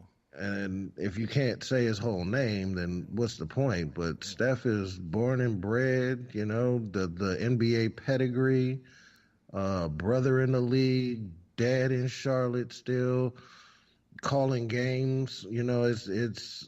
He's the answer. Right. Like, for at least the next few years. Right. Zion needs to stay in his shoes for a couple of years as a pro. And as long as he does that, then I feel like he could be next. Well, here's the reason I'm hesitant to say Steph. Because if you look back at all the names that I named, none of them were like everyday kind of guys. Like Steph, like all of them were like transcendent athletes and like like above the rim kind of players, and people marveled at their athletic skill sets, right? Or even they were just outside of the box. Like even you look at Magic, like the fact that he was a 6'9" point guard, and he, so the only reason I'm hesitant to say Steph is because everybody, like, even though it's ridiculous, the everyday man that buys tickets to a Warriors game thinks that he can be Steph. Right? Of course. Isn't that the key to becoming the face? No, absolutely not. Nobody thinks that they can be LeBron because everybody thinks LeBron does something nobody else can do. Nobody thinks they can be Shaq because he won the DNA lottery. So it's like this myth and this like mystery attached to the player you anoint as the face of the league versus somebody I feel like I can beat one-on-one if I put in the time. You get what Fair I'm enough. saying? I mean, I hear that argument, but in reality, the logo is Jerry West. Yeah, but that was in like 19. And even at the time, Jerry West was a phenomenal athlete. In the 70s. But he was a shooter. He wasn't a jump out the gymmer. Yeah, but he was a shooter. Yeah, but what I'm saying, they didn't have those guys back then. And they weren't going to, if we're being honest, they weren't going to put Dr. J or Daryl Dawkins or like, they weren't going to put those guys as the face of the NBA. Man, could you imagine the NBA logo with an afro though? Right. Act like that wouldn't be cold. Yeah, they just weren't going to do that. But that's what I'm saying. So even to have to go back that far and find like a white dude who was relatable, since then, every face of the NBA has been somebody who's like an outlier. Physical freak, transcendent athlete. Yeah, or just somebody who just doesn't fit a mold. And I think I'm not saying Steph is out of the question. That's my only hesitancy to say Steph is because there's probably 20 white dudes at a YMCA right now who think they can beat Steph. Yeah, but the problem is they can't beat him. They think it don't matter. It don't matter what the reality is. It's what people. That shit don't matter. We know that. Will Smith thought he could beat Mike Tyson at one point. Well, yeah, but again, it don't matter, right? But I don't think there's any like you wouldn't catch anybody saying, "Man, I could beat LeBron." I could. And so Zion fits that mold. I don't think there's LeVar anybody. said he could beat LeBron. LeVar. Oh God. Oh yeah, LeVar did say that though. LeVar also said, "Hey son, this is my friend Allen. I think we should get him to let him run our business." Womp womp. He also said that shit. Oh man, but yeah, I mean it'll be interesting. Yeah, like I said, if it was just plain skill set, man, Russ is probably he is the most. He's a living video game. I have a quick question though. He sucks as a person randomly. What up? That's true. Just on the Steph Curry factor. Steph Curry, at his height, pinnacle, fans or whatnot. Do you think that his height is higher than what Derrick Rose was at his pinnacle of his career? Yes, because Derrick Rose couldn't maintain it. No, not just his playing. Just the fandom. Like being the beloved his fan base. Yes. Like as you said, like on the way of being the face of the league, is what I'm saying. I don't know. Like, easy answer would be yes. I do agree, Jay. But like, if you look at, I don't think so. But that's what I'm saying. Like, if you look at it a little deeper, for one, I think it helps Steph that like he looks like he's 13 and he seems harmless, and so white folks love him, and he brings his daughter up on stage, so he's just likable. In reality, Steph is an asshole, and even on the court, Steph whines and complains and flops and does shady shit on the court as much as people say LeBron does. but people like Steph, so he gets away with a lot of that shit. And you know, his wife is on, like, it's a lot of shit that goes into why people like you in publicity. So his wife is, you know, has her own cooking show, and they have this, you know, seemingly perfect relationship and family, and Derrick Rose didn't have any of that. You know what I'm saying? So, okay, like, perspective from perception-wise, I think that goes a long way in why Steph's so popular and why he's so beloved. Again, Steph is not the athlete that Derrick Rose was. So there's also a double-edged sword to that. So all those Derrick Roses and LeBrons and Shaqs, a lot of everyday people have that kind of resentment to those people because they think they were just born with it. He didn't have to work for any of that shit. Like, so they always, like, kind of resent players who are otherworldly athletes and who, like, are not, like, 6'1" or 6'2", and, like, so people resent LeBron for that because they think, he's just a good athlete. He didn't have to work for that shit. As ridiculous as it sounds. People say the same thing about Shaq. And so I think Derrick Rose was just such a gifted athlete that a lot of people kind of resented him because they felt like, one, he came straight, you know, he spent 1 year in college and didn't feel like he really had to work for it, and then he got hurt before he actually had a chance to kind of build his own brand. While he was hot, I would say his peak was just as high as Steph's. It just didn't last as long. Okay. All right. Yeah, he was like, I guess called the Gale Sayers effect, just in a sense. I got you. That's a good one. Yeah, that's a good one. Yeah. Oh yeah. All right. So, Al. Yo. Are you ready, man? We're gonna let you have at it. Oh man. This is Al's baseball nuggets. Hey. You wanna? And we may have this maybe once a month. Just give a check in on the baseball season. This is that Al do his thing. So we don't talk baseball enough, and we know you are a baseball purist. So have at it, man. What do you want to say about this early MLB season so far? Well, first of all, I appreciate the Al Baseball Nugget segment. It is twice a year that we might have talked baseball as we've gone through these 100 and we have 102? 102.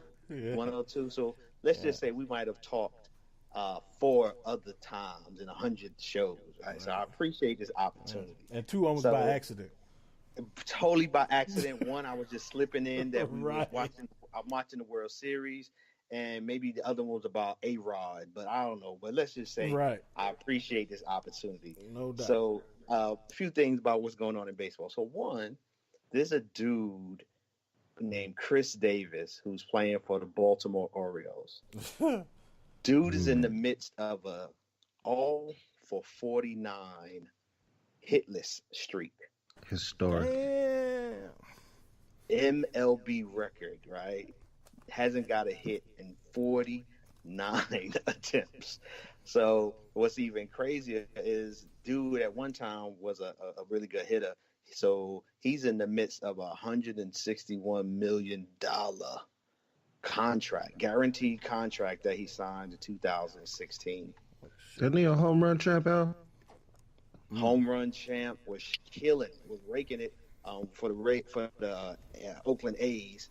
Baltimore brought him over, and he really hasn't lived up to his contract, but it hasn't been this bad yet. But yeah, 0 for 49, son. And I was reading somewhere that in that streak, he's earned over $3 million in salary, and he ain't even got a hit. Yeah, I could have done that. Yeah, I'm pretty positive. Damn. I could go 0 for 49. I'm pretty sure I could do that. Another thing that I wanted to bring up, people who don't know. So the Braves down here in Atlanta, they just signed one of their young bucks, Ronald Acuna Jr. Remember that name, because this dude, he's maybe in the second season, was the rookie of the year last year. He's going to be a stud, right? But we always talking contract. Yo, the Braves, in my opinion, straight up robbed this dude. Like, he signed, and I know it's crazy when you talk somebody signing a $100 million contract. Yeah. But for me to even say that, I stutter when I say that. But real talk, as we talk about contracts, the Braves got over. And to be able to only pay this dude 100, maybe 120 million, if they exercise the two options they got on this contract, the end of the contract, he'll max out at $125 million, be 31 years old, and that's all he would have made. Put that up against a Bryce Harper, who at the age 26, 27, just signed that $330 million contract. So, I mean, again, he was a young player. He had only made, he was going to make $500,000 this year. So, relatively speaking, he was still he was going to be underpaid. And I have it's hard to talk about anybody who's getting $100 million. But everything being everything, they got over. Right. Smart move on the Braves part, though. Sign them while they're young. And honestly, it's a weird phenomenon that's going on right now that the baseball has been trying to do that for a few years now. But I think when players start seeing the Manny Machados, the Bryce Harpers go a whole offseason fighting for dollars, they get nervous. So you've seen a lot of young cats sign for contracts, but this one was just an outlier in so many ways. Wow. Okay. Let's see what else I got. Some rule changes, just FYI. Like, it used to be a 25-man roster. This year it's going to be 26. So there'll be more baseball players. That's add some flexibility. But in the last month of the season, and we haven't got that far, but usually in baseball they got these things called September call-ups where they'll have 40 players. And I always thought it was kind of ill because you got opportunity to have 15 more players on your team for the last month of a season. No other league does that. Like, you don't see football saying we got a 53 roster, but it's December. You know what? Let's go up to 70. What the hell? Let's have 70 players play. But baseball has been doing that for years. Now they'll only be able to do 28 players. So it's going to be a little different dynamic in baseball. But here's one other thing, and the last thing I'll say, but just before I give me some World Series predictions. Next year, baseball came up with a rule because they're trying to make it more friendly to the younger people and to TV because it's such a so specialized now sport. The games are getting longer and longer and longer, so they're trying to shorten the game as much as they can. So they came up with a rule in next year, a relief pitcher has to pitch at least 3 hitters. Like, unless you are ending an inning, but no more. You pitch to this guy, all right, sit down. Now you go pitch to this guy, all right, sit down, and no more of that.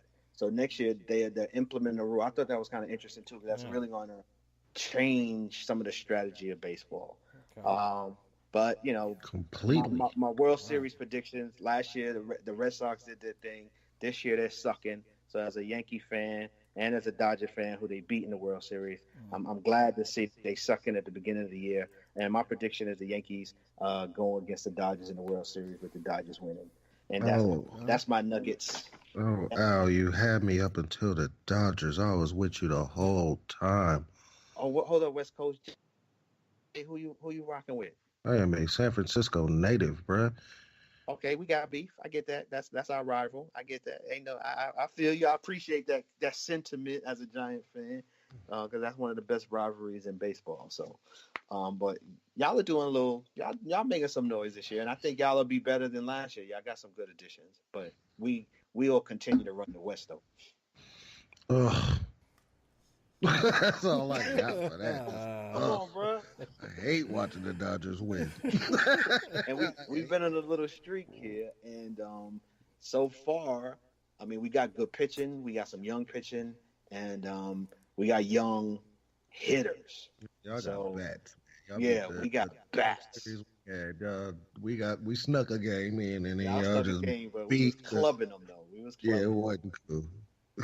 But you know what's so interesting though? As I look at the Dodgers this year, there's not an African-American player starting on their team. Really? I don't even know if there's one on their roster, truth be told. Like, that's where baseball is right now. There might not be an African-American player on the Dodgers right now. Wow. I know you got Russell Martin, who's a catcher. I know he's like mixed, so we'll give him a little credit. But, that's weird how the sport has evolved. the Jackie Robinson legacy team has no African Americans on the team right now. Right. Yeah. Oh, that's crazy, actually. Right. But that's it, man. Appreciate the opportunity to throw some nuggets. The sport still lives on. You know, some fans out here, and it's still a very interesting sport. We even had a brawl. For the Pirates. Week or two. Yeah. I saw that.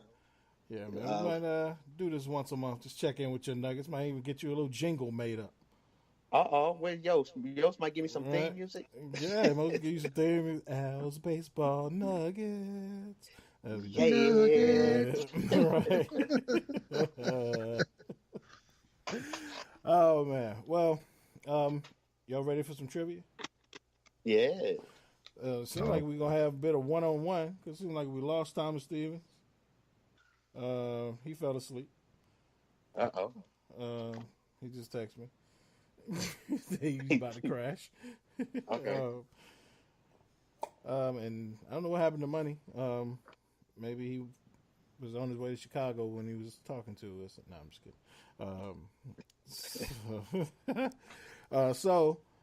Being that it's just one-on-one, and Money was supposed to have trivia tonight, I'll just go old school, and I have a list in front of me.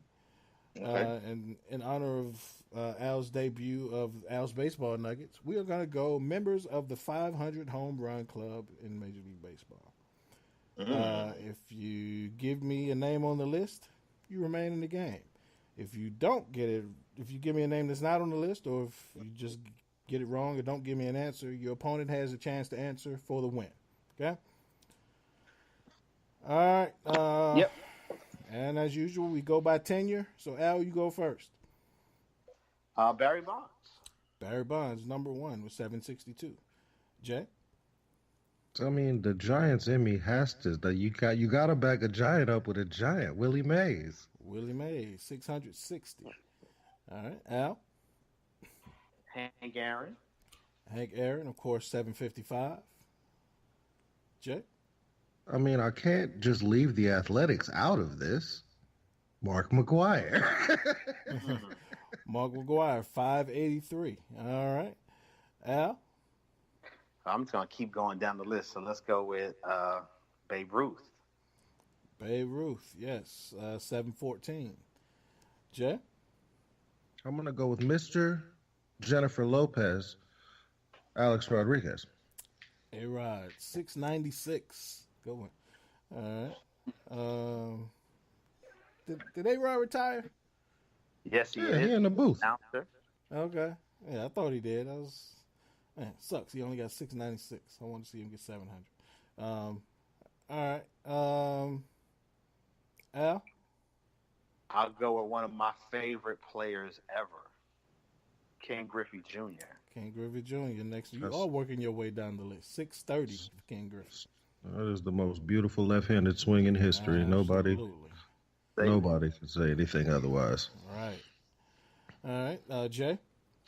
I mean, I might as well just stay with the Giants. I'm going to go ahead and we named a cove after him, Willie McCovey. My man. Willie McCovey has 521. All right. Okay. Al? Let's try Mike Schmidt. Mike Schmidt, 548. Absolutely. All right. Jay? Mostly because I keep seeing these commercials. I'm going with the Big Hurt. Frank Thomas. Frank Thomas, 521, tied with McCovey. All right. Al? Now the list is getting shorter and shorter and shorter.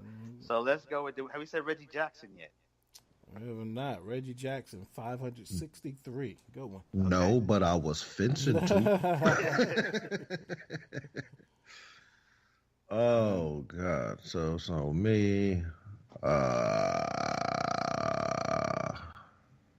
You mentioned the Poppy, Big Poppy, David Ortiz.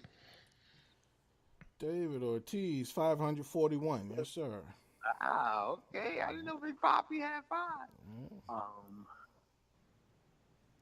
Sluggers. Did we say Willie Mays? Yeah, Jay said Willie Mays. He said Willie Mays. Who else? Slugger. 10. Let's go. 9, 8, 7, 6, 5. Let's go Eddie Murray. 4. Eddie Murray. Ooh. The lowest member of the 500 Club. Ooh. He has 504. Eddie Murray. Yes, wow. okay. Maybe the greatest switch hitter in the history of the league. I'll take that. All right. Jay? Did we bring up Sammy Sosa yet? Now you have Sammy Sosa, 609 career homers. I would never have thought that Sammy has more home runs than McGwire.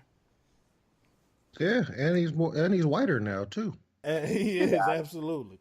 Yeah. Dude look like a whisper. This is a trip. Yeah. All right, Al? Home run hitters. Mickey Mantle. Good one. Mickey Mantle, 536. All right, Jay? Pujols. Pujols is the only active member on this list with 614. Good one. All right, Al? Damn, this shit is coming around quick. Manny Ramirez? Manny Ramirez is, yes, 555. Never would have thought Manny had more homers than Big Papi. But, yes, he does. All right. Jay? All right. Where are we? We done listed all the Giants I can think of. We done listed all the A's I could think of. We done listed all the Red Sox I could think of. 8, 7. Not oh my God! His name is on the 3, tip of my tongue. 2, the fucking Gary Sheffield. Oh, good one. Gary Sheffield has. I just saw his name. 509, the second lowest on this What? list. Yeah. Chef has 5? Man, Chef had the coldest batting stance too. Yeah. Other than Will the Thrill Clark, Chef had the coldest right-handed batting stance.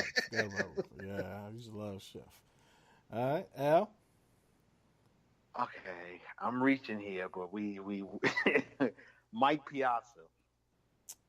Mike Piazza, don't think so, but let me double check. Is not on the list. So, Jay, for the win. I think, when did I start watching? Jim Thome. Ha-ha! Jim Thome. Always forget about the Phillies.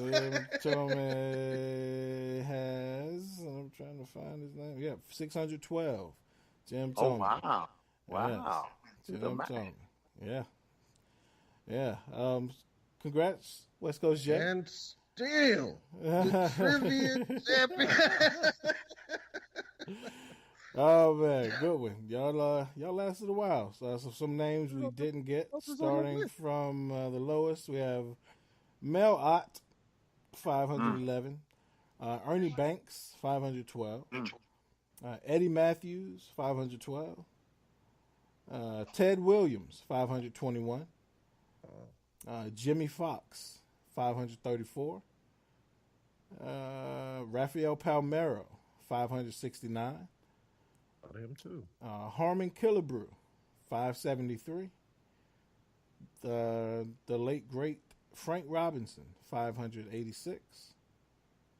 And y'all got the rest of them. So, damn good job. We only missed 4. Nice. So, go. Not bad at all. Yeah, not bad at all. No doubt. All right. Well, shit, Jay, you won. What you got for me tonight? Pardon shot. Pardon shots. Obviously, thoughts. Everything goes out to the family, the community, and all of the people that were around Nipsey Hussle. Right. Matter of fact, with that same sentiment, thoughts and prayers go out to all of the families in the community in Chicago. Right. And anywhere else where there's violence, like Hopefully we will be able to make that loud minority quieted and bring the majority of the consciousness back towards everybody just being good to each other. All right. Cool, man. No doubt. Al, what you got for me? Definitely echo what he said just now. Definitely every word of it. But I also want to shout West Coast Jake out, and good job, and appreciate your energy and insight on the show. So, good job. Appreciate you, man. Appreciate you. Other than that, man, have a good week, and hopefully everybody have a safe, productive, loving week, man, and see y'all next week. Appreciate it all. Absolutely, no doubt. I got nothing really quick. Just want to give a quick shout out. You mentioned Magic Johnson resigning earlier, but I also want to give a shout out to two more NBA stars who are playing their final seasons and who had really, really good games tonight. So it's kind of flashback. You would have thought it was like 2009 or some shit. But Dwayne Wade, in his last game in Miami, put up 30 tonight. And, nice. And Dirk Nowitzki. We talk about foreign-born players. He may be the best foreign-born player ever. The 40-year-old put up 30 tonight as well, and officially announced his retirement. Nice. Yeah. Congratulations, Dirk. You did quite well. That's how you go out. Yeah. So that's all I got, man. Shout outs to Still Part-Time Pooh, to Chicago Gerald, and Voiceless Yosh. We miss y'all. Can't wait to talk to y'all next week. Everybody, thanks for listening. It's episode 102 of the Defy Life Podcast. We'll talk to y'all next week. Until then, Defy Life. Defy Life. Defy Life, gentlemen.